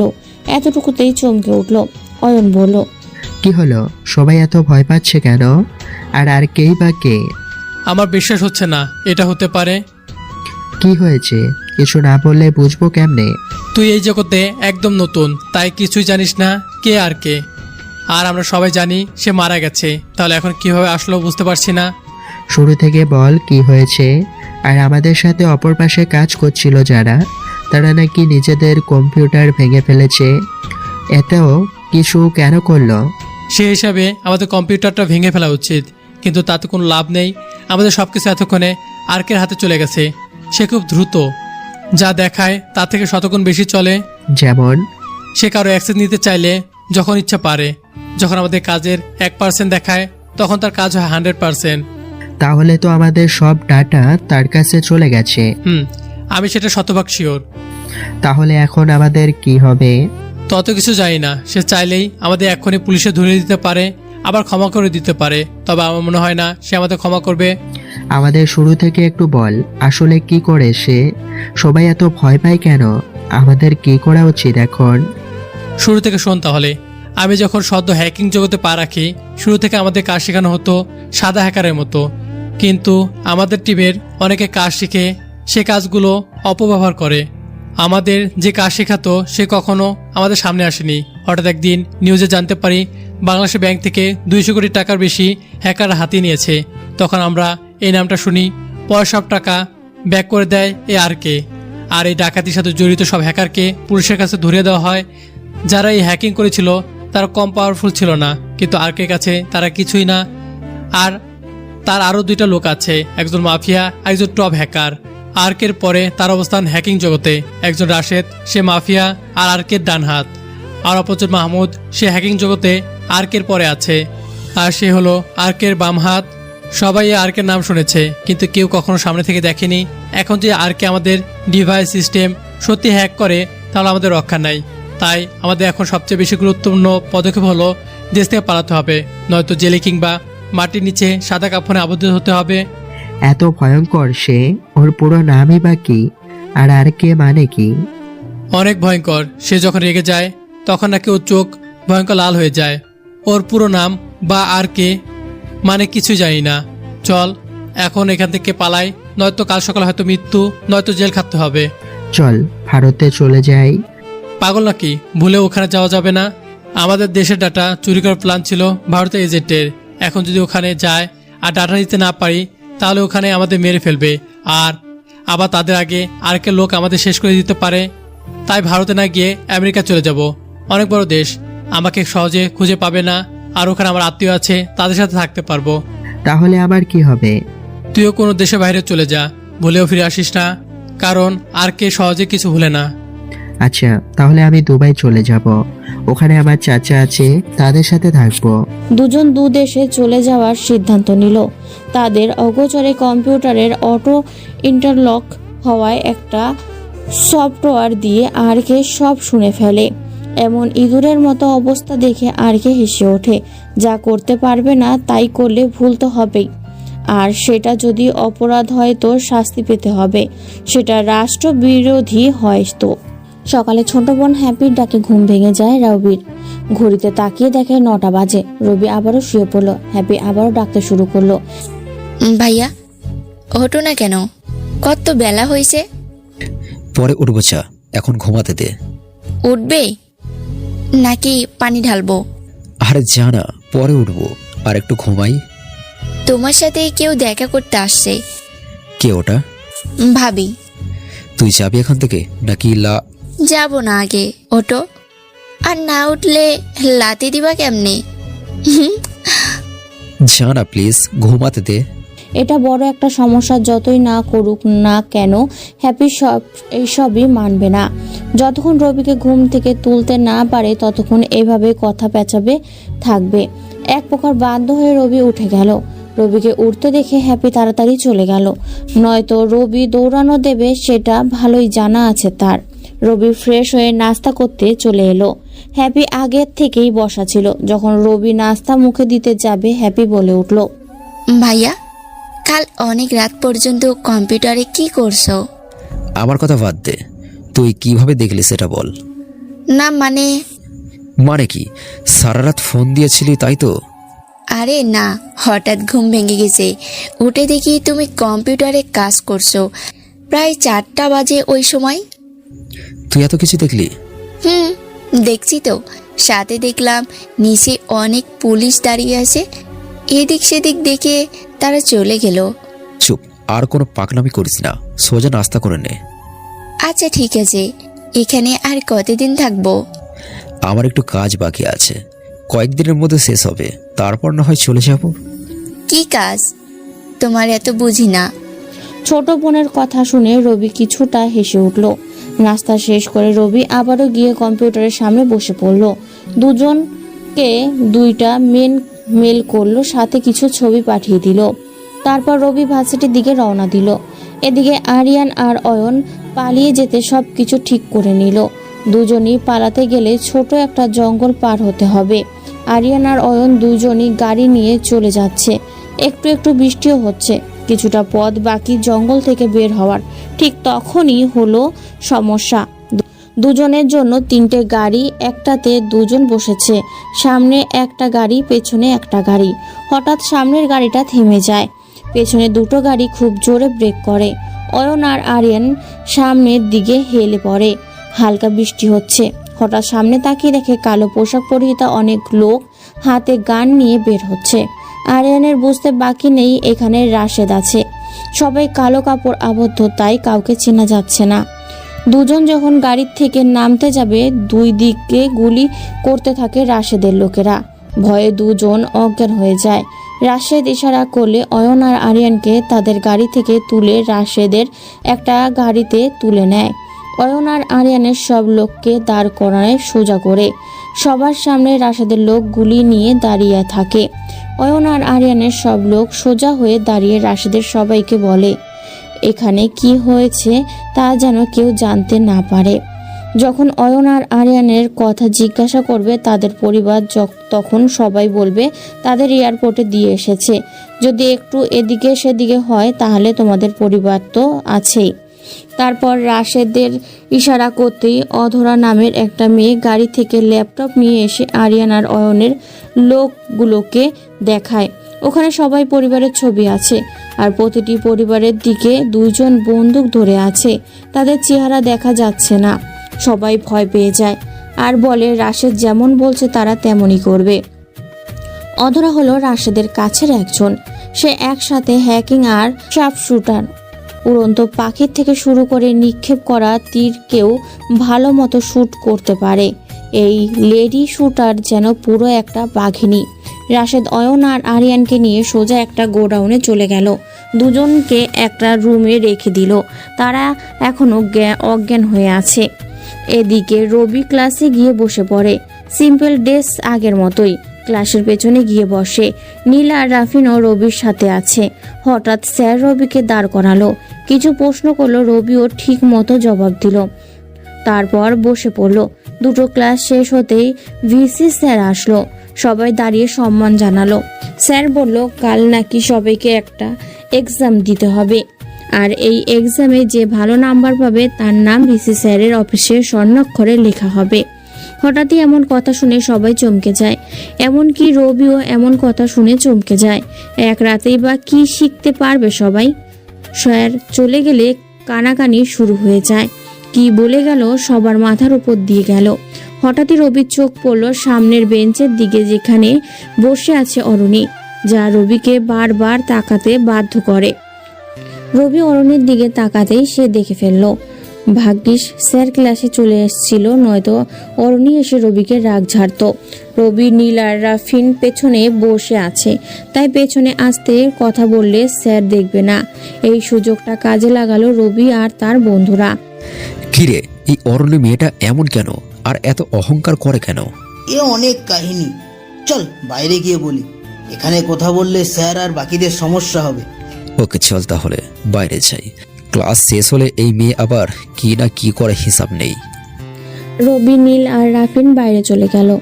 অরুণী রবি চলে যাওয়া দেখে তার দিকে রাগী চোখে তাকিয়ে রইল। অরুণীর চোখে যেন রবিকে গিলে খাবে সেই অবস্থা। তিনজন বাইরে গিয়ে একটা বড় ফুল গাছের নিচে বসে পড়ল। তারপর রবি বলল, তো বল মেয়েটা এমন কেন? বড়লোক বাবার মেয়ে বলে কথা, আর সৌন্দর্য যেন তাকে কয়েক গুণ বেশি অহংকারী করে তুলেছে। আর মেয়েটা এত দিমাগী যে কেউ ওর দিকে তাকালে যতক্ষণ না ওই ছেলেকে মারতে পারছে ততক্ষণ তার শান্তি লাগে না। কি বলিস? কাল তো আমাকে কিছুই করেনি, বরং আরিয়ান আর অয়ন যখন আমাকে মারতে যাবে তখন অরণি তাদের বাধা দিয়েছে। আমরাও সেটা দেখে বেশ অবাক হলো। কিভাবে করলো সে এটা, আমাদের বিশ্বাস হচ্ছে না এখনো। তিনজন কথা বলছিল, তখনই সেখানে কারো উপস্থিতি বুঝতে পেরে রবি তার দিকে তাকালো। রবি ভূত দেখার মতো চমকে উঠল, কারণ এতক্ষণ ধরে যাকে নিয়ে আলোচনা করছে সেই অরুণী সামনে দাঁড়িয়ে আছে।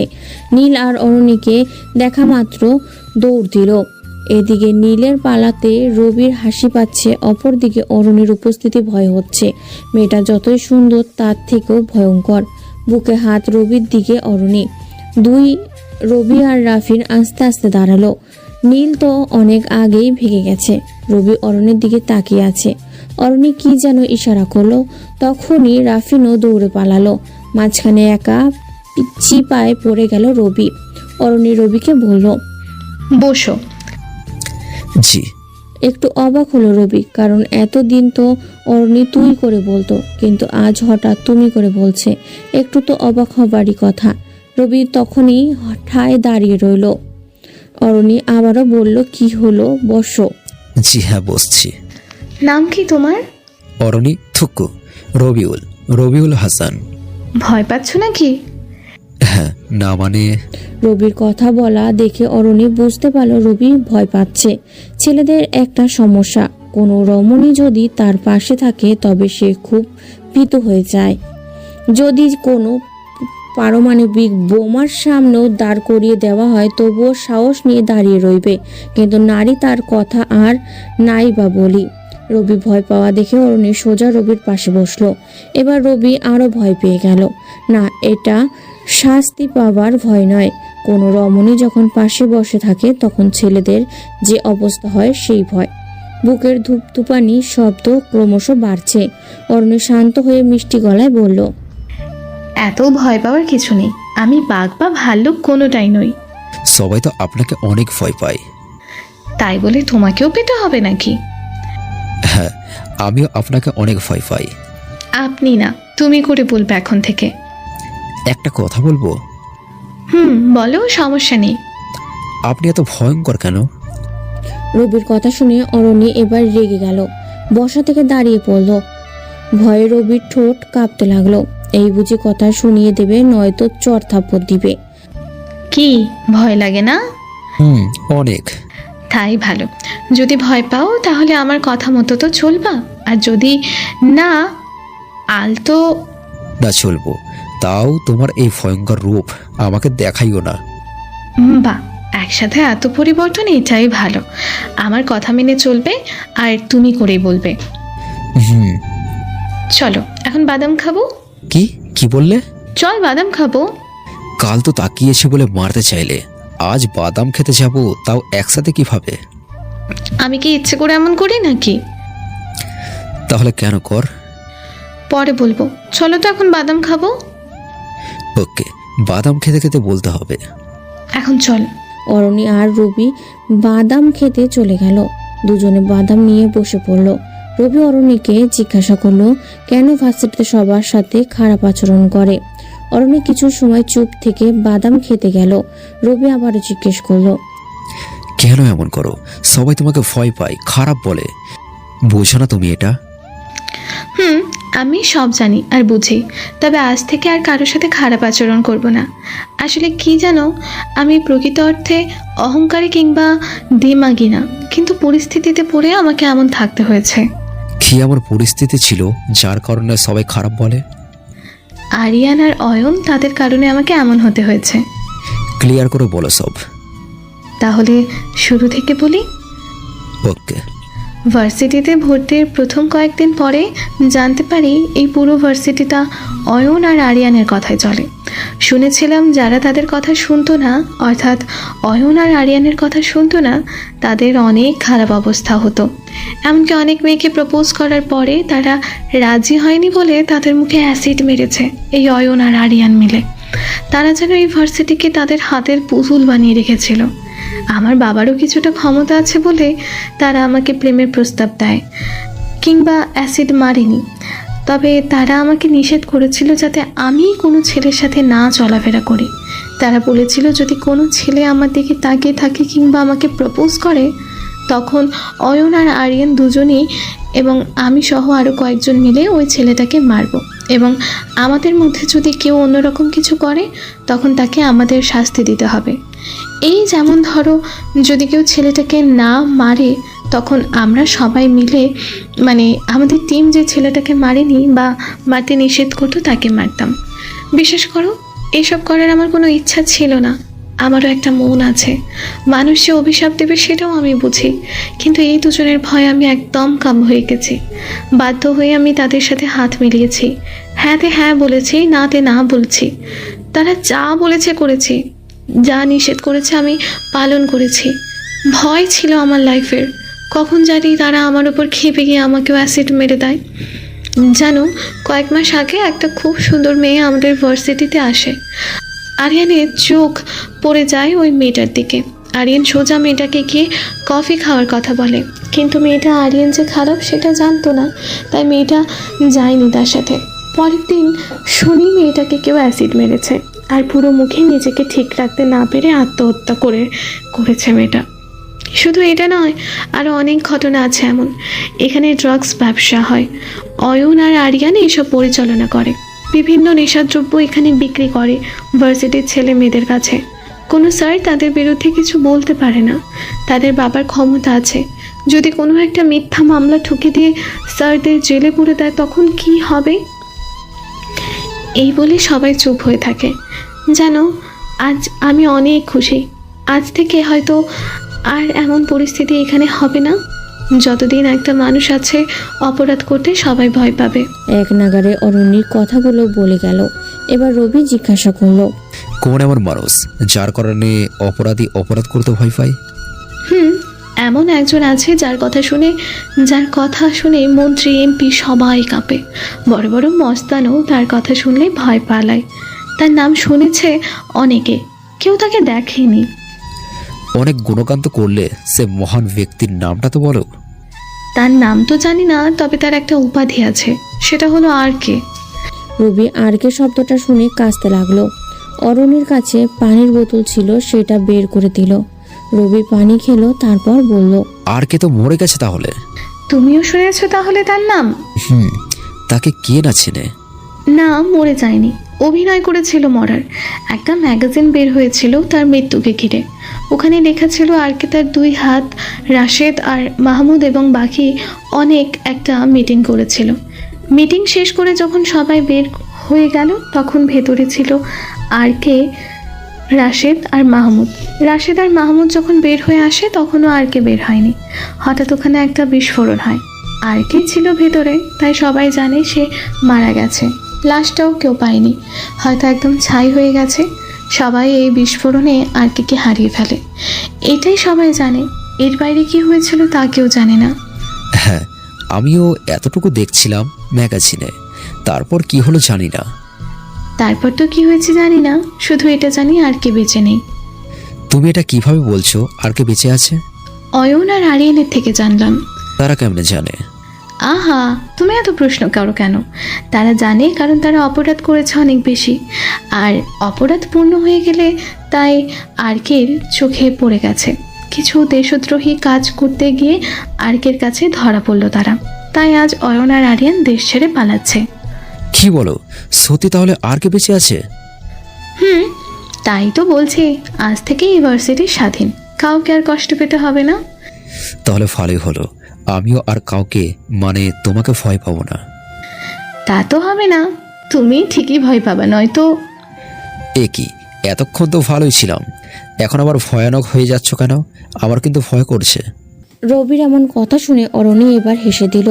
আহা, হাসলে যে মেয়েটাকে এত সুন্দর লাগে তা রবির কল্পনার জগতেরও বাইরে ছিল। অরণ্য হেসে যাচ্ছে, রবি এক পলকে তার দিকে তাকিয়ে আছে। অরণ্যের হাসি থামিয়ে রবিকে বলল, কি হলো, এভাবে কি দেখছো? এভাবে হাসলে তো যে কেউ তাকিয়ে থাকবে, আমার তাকানো কি অস্বাভাবিক?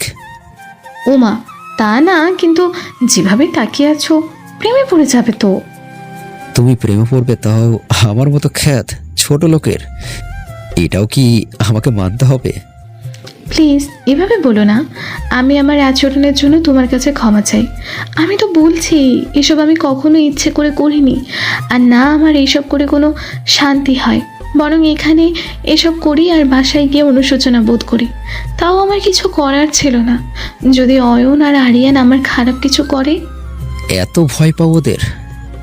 খারাপকে সবাই ভয় পায়, আর ভালোকে তো ভালোবাসে। আসলেই তো। আচ্ছা বলো তো, তোমার প্রিয় রং কি? হঠাৎ এটা জিজ্ঞেস করলে কেন? না, তেমন কোনো ব্যাপার না, জাস্ট এমনি জিজ্ঞেস করলাম। Navy blue. তোমার? লাল সবুজ।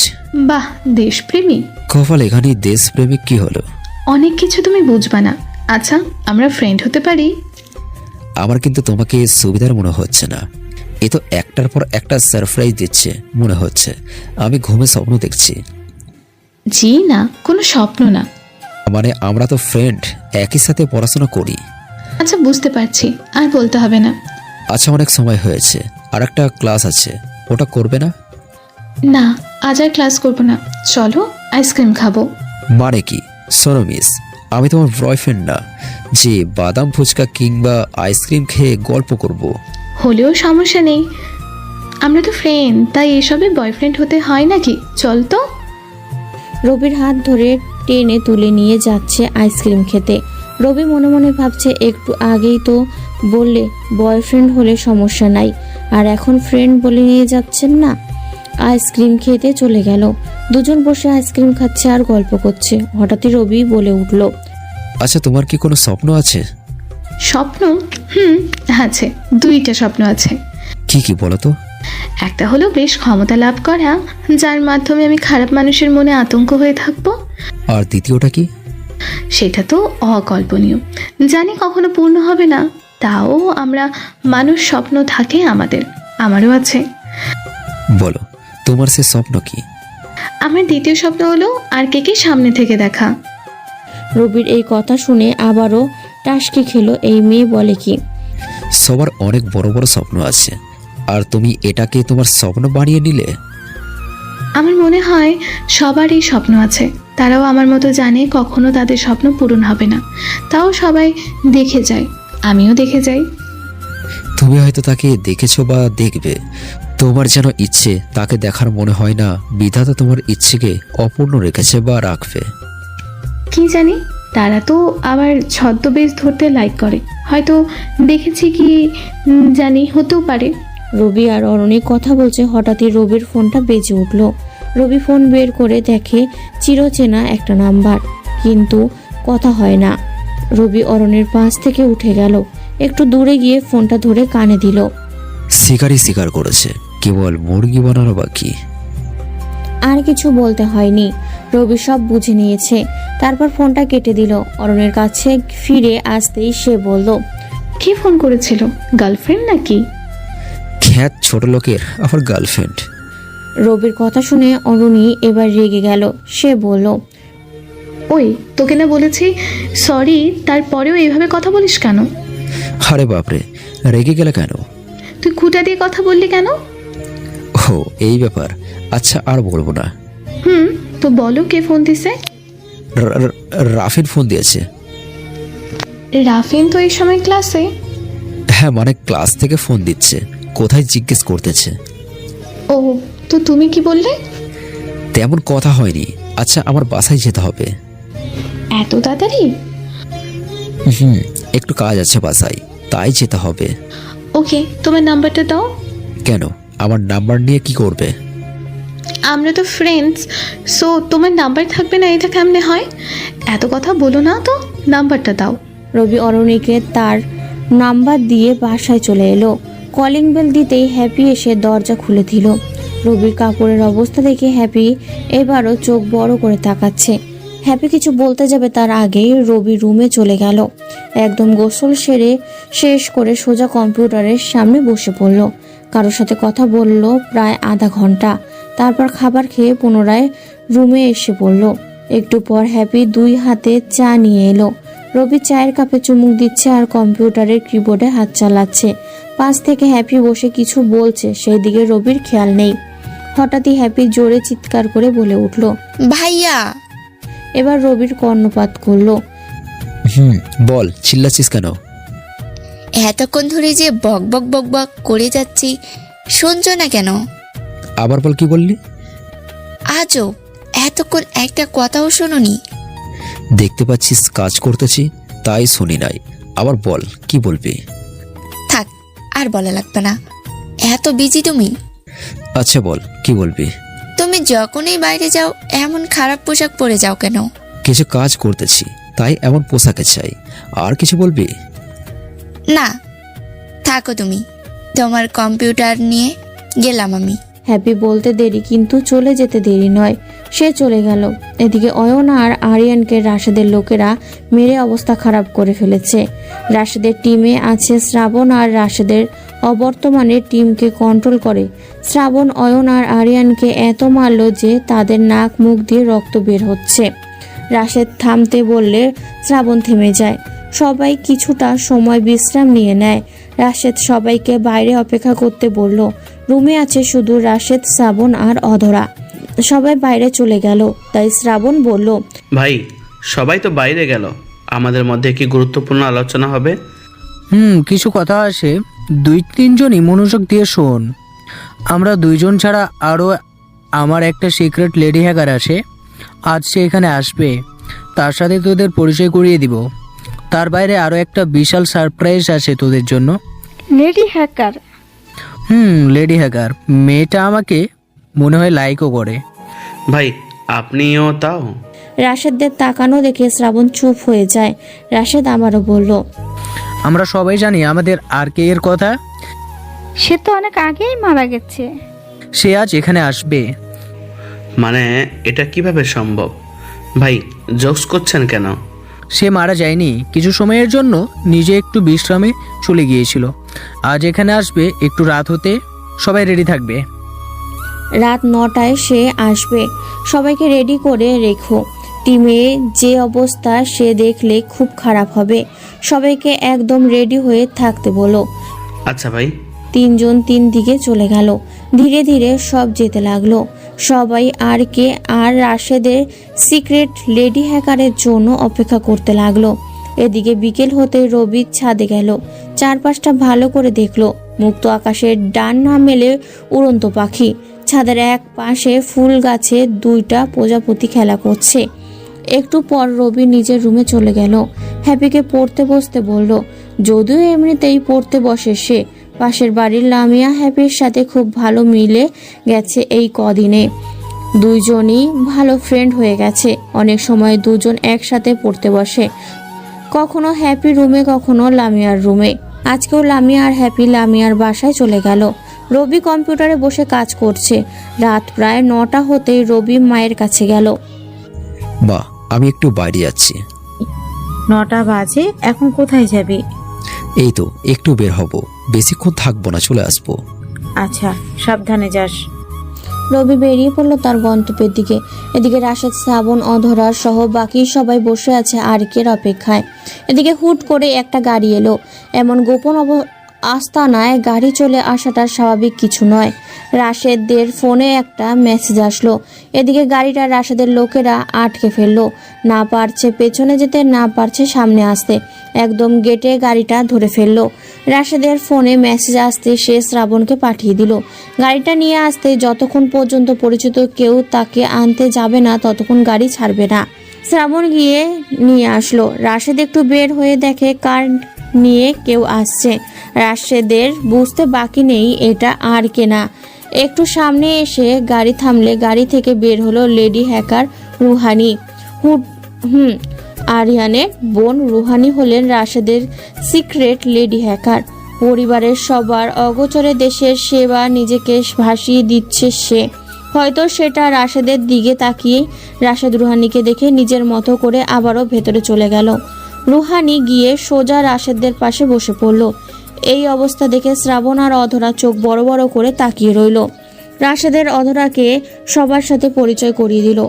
রাশেদ অধরাকে সবার সাথে পরিচয় করিয়ে দিল। পরিচয় পর্ব শেষ করে রাশেদ বলল, অধরা হচ্ছে আরিয়ানের ছোট বোন অধরা। যদিও আমাদের হয়ে কাজ করে, কিন্তু আরিয়ান আর অয়নের দেশদ্রোহের খবর রোহানি আমাকে দিয়েছিল। হয়তো এটা রোহানির দেশপ্রেম।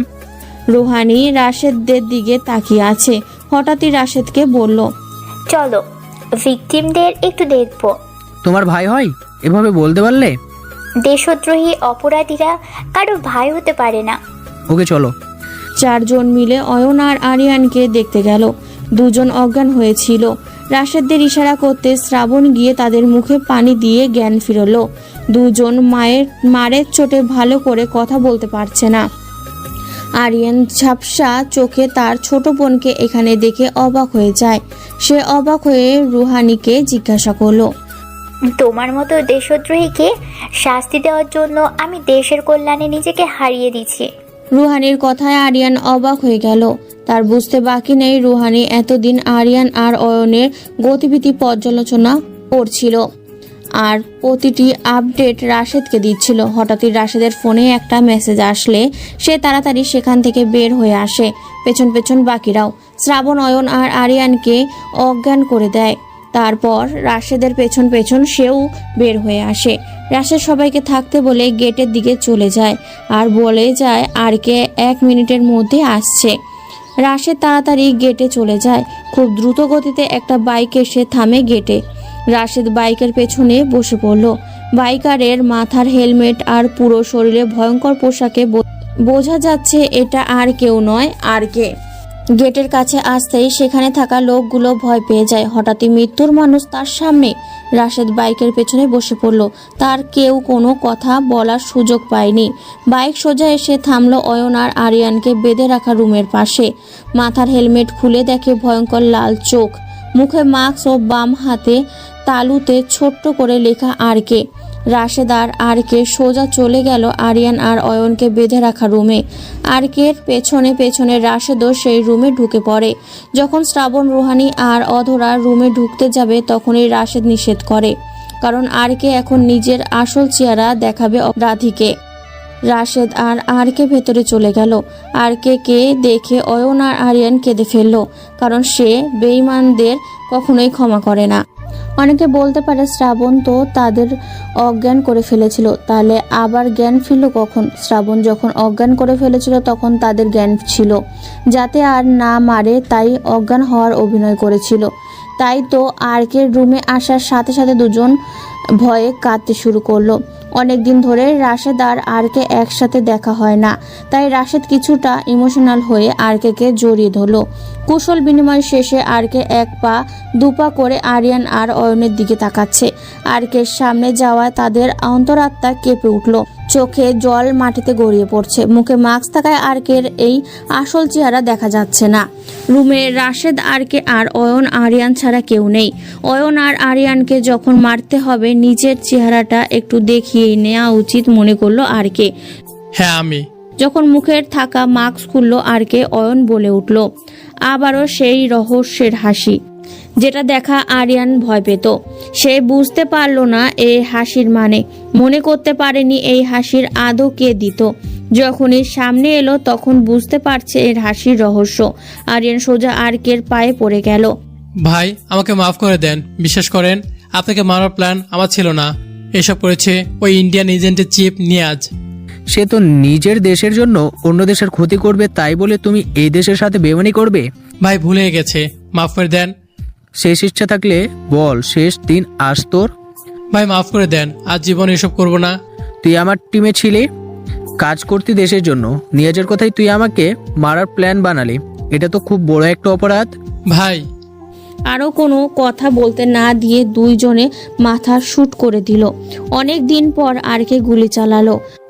বারুদের গন্ধ নাক দিয়ে শুকে যেন এক পৈশাচিক শান্তি পেল সে। হঠাৎ পেছন দিয়ে রাশেদ বলে ওঠে, রবি। আরকে আর কেউ নয়, ভার্সিটির সেই আনস্মার্ট খ্যাত ছেলেটাই হলো আরকে, মানে রফিকুল হাসানের ছদ্মনাম আরকে। রবি আবারও মাস্ক পরে সেই রুম থেকে বের হলো। রাশেদ রবিকে নিয়ে আর একটা রুমে গেল। সবাই যেখানে বসা আছে। হঠাৎ শ্রাবণ, অধরা আর রোহানি। রুমটা খুব ভালো করে সাজানো, হয়তো সেটা রবি আসবে বলে। পাশের টেবিলে হঠাৎই ফোন বেজে উঠল। রাশেদ ফোন হাতে নিয়ে দেখে ওটা আরিয়ানের ফোনে আর কল দিচ্ছে চিফ নিয়াজ। রাশেদ রবিকে এই কথাটা বলল। সাথে সাথে রবি রাশেদকে ইশারা করলো কম্পিউটারের ফোনটা কানেক্ট করতে। রাশেদ ফোন কানেক্ট করে ফেলল। কয়েক সেকেন্ডের মধ্যে রবি কম্পিউটারের সামনে বসে গেল। কিবোর্ডে হাতে কারিশমা দেখাচ্ছে। কয়েক সেকেন্ডের মধ্যেই ফোনটা রিসিভ করলো। অপর পাশ থেকে নিয়াজ বলল, আরিয়ান, আমাদের ডাটা পেতে কত সময় লাগবে? আর অল্প সময়, কাজ প্রায় শেষের দিকে। আর মাত্র 2 দিন সময় আছে, এর মধ্যে কিছু করো তাড়াতাড়ি। আমি আমার সর্বোচ্চ চেষ্টা করছি, আর একটু হলে কাজ শেষ। তাহলে কালই আমার সাথে দেখা করো। নতুন একটা ক্লু পেয়েছি, ওটা ইমেল বা অন্য উপায়ে সেন্ড করা যাচ্ছে না। কাল এসে দেখে যাও এটা দিয়ে কিছু করতে পারো কি না। ওকে, লোকেশন 88.4.59.565। ওকে, কাল বিকালে দেখা করছি। তারপর ফোন কেটে দিল। হঠাৎ কম্পিউটারের স্ক্রিনে রবি কিছু দেখতে পায়। তখনই রবি নিজের গান বের করে শুট করে দেয় রুহানির হাঁটুতে।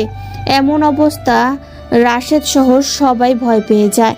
রুহানি শ্যুট করলো কেন, এটা তার প্রশ্ন। পায়ে গুলি লেগে রুহানির হাত থেকে ফোন পড়ে যায়। রবি আবারও নিজের গান কোমরে গুজে নেয়। রাশেদ সোজা এসে রবির সামনে দাঁড়িয়ে গেল। সবাই রুমে থাকলেও রাশেদের রাগ উঠে গেল হঠাৎ এমন শ্যুট করায়। রাশেদ কিছু বলতে যাবে তার আগে রবি গিয়ে রুহানির ফোনটা হাতে নিল আর রাশেদকে দিল। রাশেদ ফোন হাতে নিয়ে কিছুটা সময় দেখে নিয়ে কোমর থেকে গান বের করে রুহানির মাথায় শ্যুট করে দিল। লাশ হয়ে গেল আরও একজন।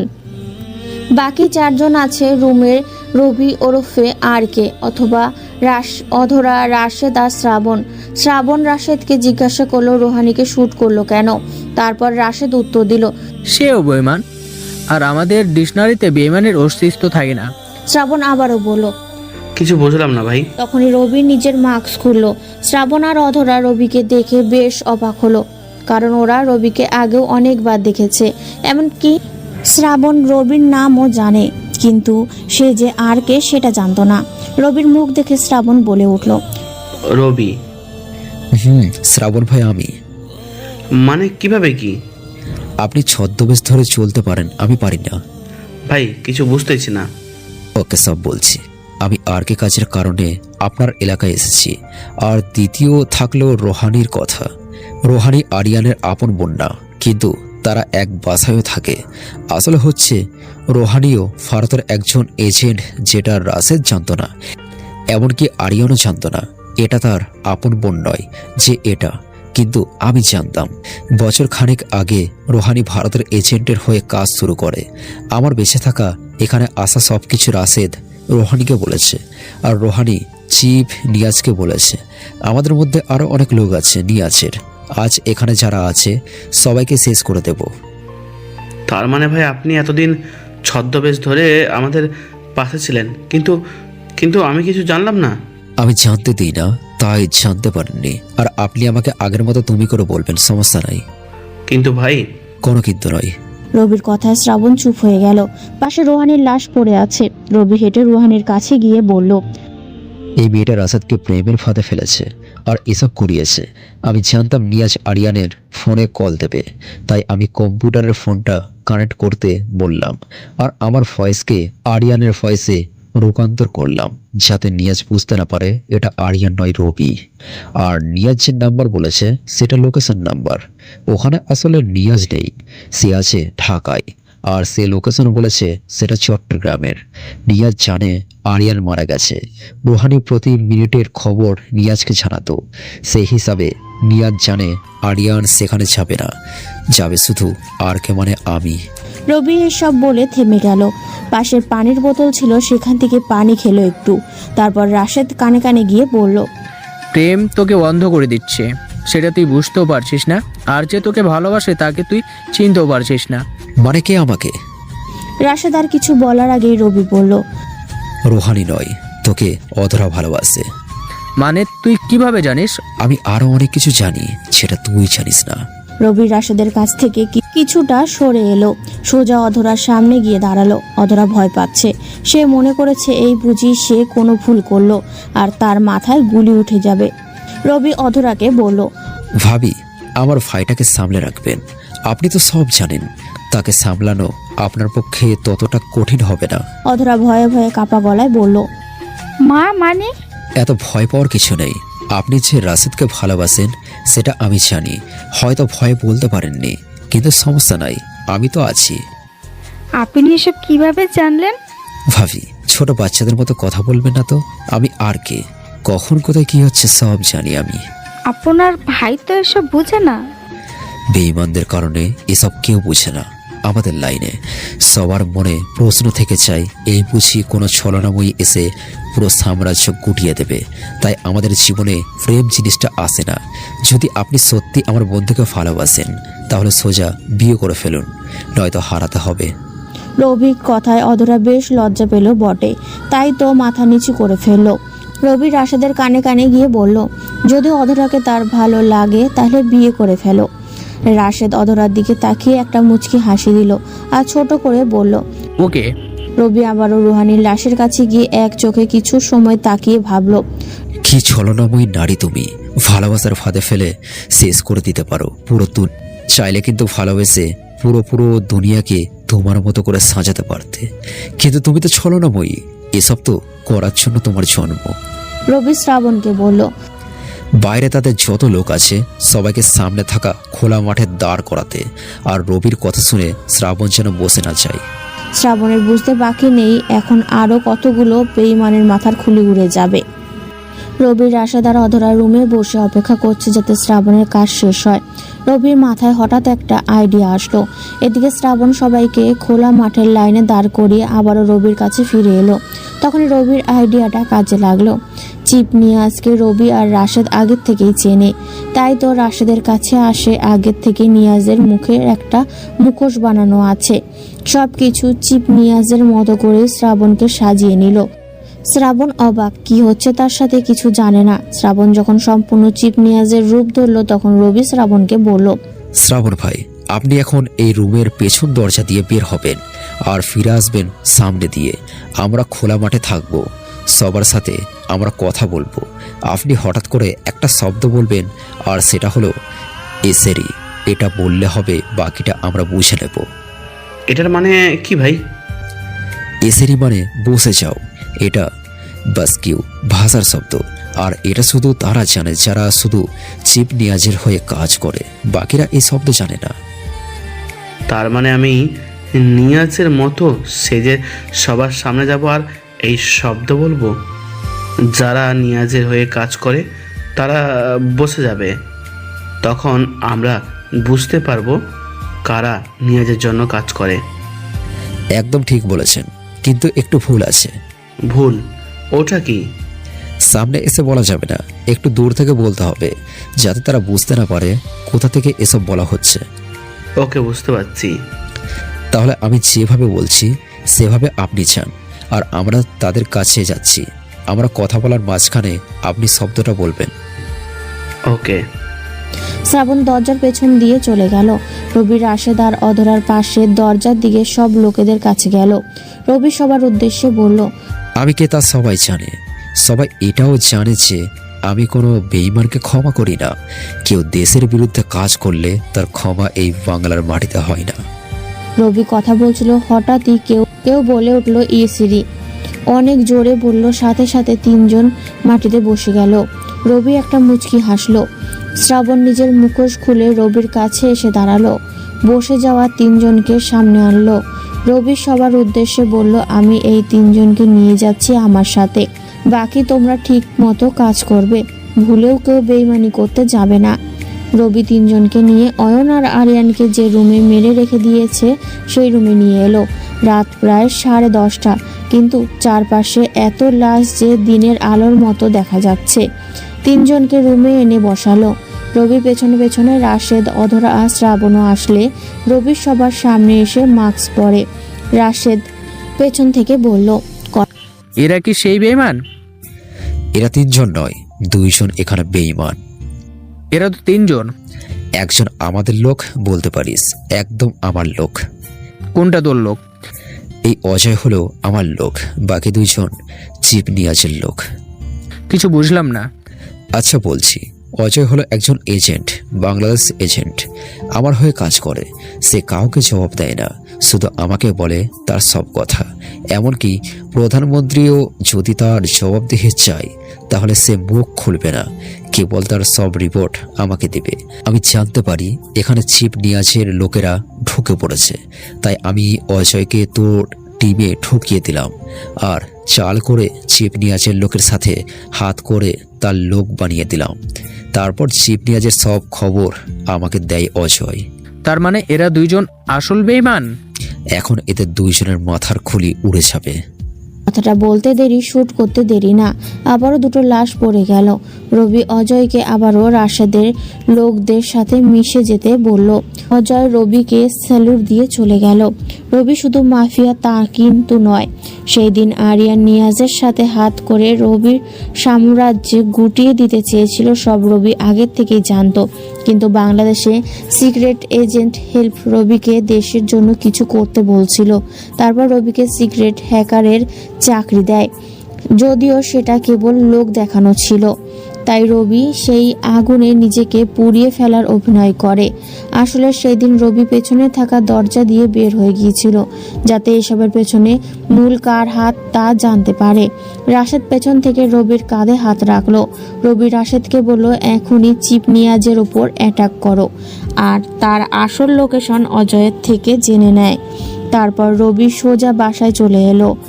রাত গড়িয়ে 11টা হলো। কলিং বেল দিতেই হ্যাপি এসে দরজা খুলে দিল। হ্যাপি দরজা খুলে বেহুশ হয়ে যাওয়ার মতো অবস্থা, কারণ রবি তখনও আর্কের পোশাক পরে আছে। মুখে মাস্ক, চেনা যাচ্ছে না রবিকে। হ্যাপি খুব ভয় পাচ্ছে, কারণ আর্কের নাম শুনেছিল আর ম্যাগাজিনে দেখেছিল। তখনও কখনো হঠাৎ এইভাবে সামনে আসতে পারে তা কল্পনায় ছিল না। হ্যাপির অবস্থা খারাপ দেখে রবি তাড়াতাড়ি নিজের মাস্ক খুলল। রবিকে দেখে এবার বেশ অবাক হলো। হ্যাপি ভয়ে কেঁদে দিয়েছে, প্রায় চোখের কোণায় পানি জমে গেছে। ভাইকে দেখে সে ভয় কেটে গেল, কিন্তু রবি যে আর্কে সেটা তার বিশ্বাস হচ্ছে না। হ্যাপি রবিকে বলল, এত রাত হয়েছে কেন আসতে? আর এইসব কার পোশাক পরে আসছো? এই পোশাক পরা নিষেধ, জানো না সেটা? আরে বাহ, আমার বোন তো অনেক বড় হয়ে গেছে, একসাথে অনেক প্রশ্ন করে। হ্যাঁ, বড় হয়েছি। এসবের মানে কি বলো? রাত হলো, কিছু কাজ ছিল তাই। আর এই পোশাক সবার জন্য নিষিদ্ধ, কিন্তু আমার জন্য নয়, কারণ তোর ভাই আসলে এটাই। মানে তুমি? আমি আর কে? রবির কথা শোনার সাথে সাথে হ্যাপি রবিকে জড়িয়ে ধরলো। সবার মতো হ্যাপি ওর ইচ্ছে ছিল আরকে দেখার, কিন্তু সবার মতো সে তো মারা গেছিল। তাই হ্যাপিও ছেড়ে দিয়েছে আরকে দেখার ইচ্ছা। তার ভাই যে আসল আরকে সেটা কল্পনার জগতের বাইরে ছিল। হ্যাপি দুই দিক থেকে খুশি আরকে দেখা আর সেটা যে তার ভাই। রবি হ্যাপির মাথায় হাত বুলিয়ে দিয়ে বলল, কখনো ক্ষমতা দেখাবি না, আর আমার পরিচয় কাউকে দিবি না। ওকে ভাইয়া, তুমি বসো, আমি খাবার দিচ্ছি। ওকে, তুই খেয়েছিস? তুমি না খেলে কি আমি খাই? আহা, যা তাহলে খাবার রেডি কর। তারপর হ্যাপি খাবার রেডি করলো। রবি খেয়ে নিল। এইদিকে অজয়ের থেকে চিপ নিয়াজের লোকেশন নিয়ে রাশেদ অনেকগুলো লোক নিয়ে নিয়াজের উদ্দেশ্যে রওনা দিল। হ্যাপি মাকে বলল রবির খাবার খেয়ে ঘুমিয়েছে, কিন্তু সেটা তো রবি বোনের সামনে ঘুমোতে গেলেও সামনে যে মিশন আছে সেটা তো আর না করতে পারে না। এদিকে হ্যাপি রুমে চলে গেলে অপরদিকে রবি সবার অগোচরে বাসা থেকে বের হয়ে গেল। এদিকে রাশেদ আগে আগে অজয়কে নিয়ে চিপ নিয়াজের আস্তানায় পাঠিয়ে দিল। পেছন পেছন রাশেদ তো আছে, সাথে আরও লোকজনের সংখ্যা। নিয়াজের যে লোক পাচ্ছে তাকে সেখানে মেরে দিচ্ছে। এভাবে একের পর এক লোককে মেরে সবাই নিয়াজের মূল আস্তানায় চলে গেল। সবাই চারপাশে ঘিরে ধরল। যখনই রাশেদ ভেতরে ঢুকতে যাবে তখনই পেছন থেকে রবি রাশেদের কাঁধে হাত দিল, অবশ্য মাস্ক পরা অবস্থায়। রাশেদ রবিকে দেখে একটা মুচকি হাসি দিল।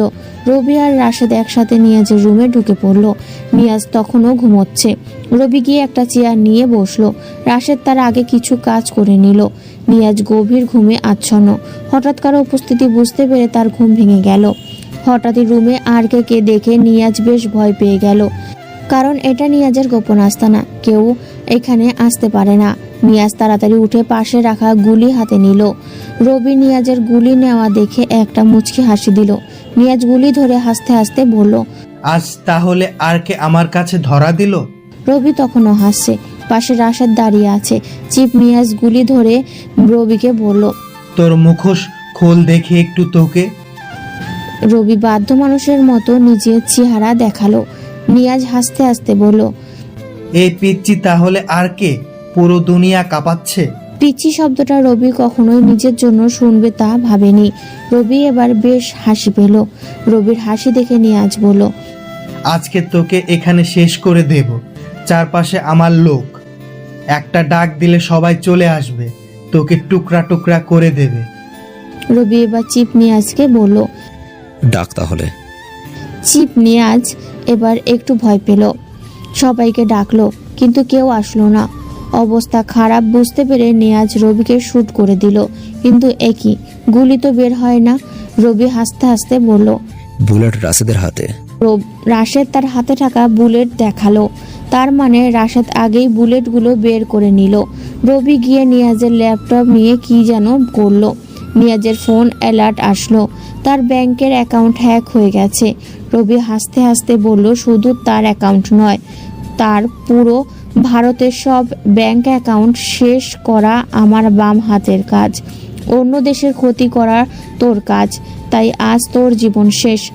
রবি নিয়াজের সাথে কথা বলে সময় নষ্ট করতে চায়নি, তাই শ্যুট করে দিল।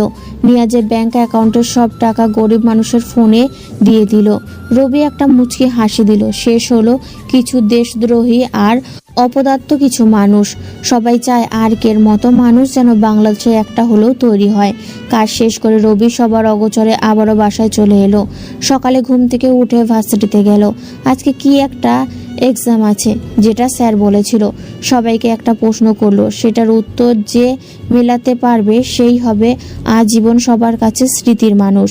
সবাইকে ট্রাই করতে দেওয়া হলো, কিন্তু কেউ পারলো না।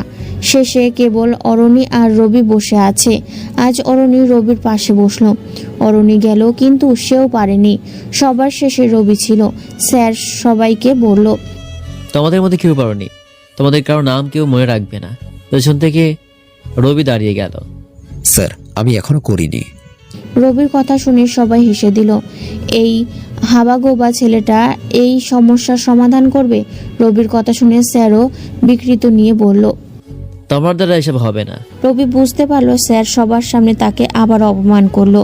রবি চিন্তা করলো, এই সমস্যার সমাধান যদি রবি করে দেয় তাহলে স্যার তার উপযুক্ত জবাব পেয়ে যাবে। স্যার চলে যেতে চাইলে রবি থামতে বলে। স্যারের টেবিল থেকে কলম নিয়ে 2 মিনিটের মধ্যে রবি এই সমস্যার সমাধান করে দেয়। স্যার অবাক হলো, এত তাড়াতাড়ি শেষ করলো, তাও নিখুঁতভাবে করতে পারলো, নিখুঁতভাবে করতে পারলো। সবাই রবির সমাধান বের করতে অবাক হয়ে যায়। স্যার এবার বুদ্ধি করে আরও একটা সমস্যা দিল রবিকে, কিন্তু সেটাও রবি 3 মিনিটের মাথায় সমাধান করে ফেললো। এবার স্যারের বুঝতে বাকি নেই, রবি বাইরের থেকে যেমন দেখা যায় আসলে সে তেমন নয়। রবি আসলে অনেক বড় খিলাড়ি। স্যার কিছু বলতে যাবে তার আগেই রবি বলল, পোশাক মানুষের ভেতরে কি আছে তা বলে দেয় না। স্যারকে কিছু বলতে না দিয়ে রবি সোজা বের হয়ে গেল। রবির পেছনে অরণিও বের হয়ে গেল। রবি সোজা একটা গাছের নিচে বসলো। একটু পর রবি অরণিকে বলল, আমি আজ এখান থেকে চলে যাব। মানে কই যাবে? আমার শহরে চলে যাব। কেন? এখানে থাকলে কি সমস্যা? আমি এখানে পড়তে আসিনি, কাজে আসছি। কাজ শেষ, এখন চলে যাব। আমি এত কিছু জানি না, তুমি যাবে না। এখানে আমার কেউ নেই, কিছুই নেই। আমি আমার বাসায় চলে যাব। কে বলেছে কেউ নেই? আমি আছি তো। মানে? আমি তোমাকে ভালোবাসি। সেদিন তুমি যেভাবে আমার দিকে তাকিয়েছো, আমি সেদিন তোমার প্রেমে পড়ে গেছি। এখন তুমি বলো, এখানে আমার কি দোষ? আমার নগরে প্রেম বলতে কিছুই নেই। যদি সত্যি তুমি আমাকে চাও তাহলে বিয়ে করতে পারো। আমি রাজি। আমি বেকার, কি খাবে? সমস্যা নেই, 2 জন জব করব। তোমার বাবা মিজান সাহেব আমাকে তোমার পরিবারে মেনে নেবে না। আমি বাবাকে বোঝালে বুঝবে, কিন্তু তুমি বাবার নাম কিভাবে জানো? আমি শুনছিলাম হয়তো। অবশেষে রবি চলে গেল তার শহরে। মা, আপু, ছোট বোন, হ্যাপি সবাই আবারও এক ঘরে আছে। পরের দিন রবির ফোনে অরণির কল দিল। রবি ফোন ধরে। অরণি আজ বেশ খুশি, কারণ তার বাবা রাজি হয়ে গেছে রবির সাথে অরণির বিয়ে দিতে। রবিও বেশ খুশি প্রিয় মানুষটাকে নিজের করে পাবে বলে। পূর্ণতা পাক এই ভালোবাসা, শুভ হোক তাদের নতুন পথ চলা।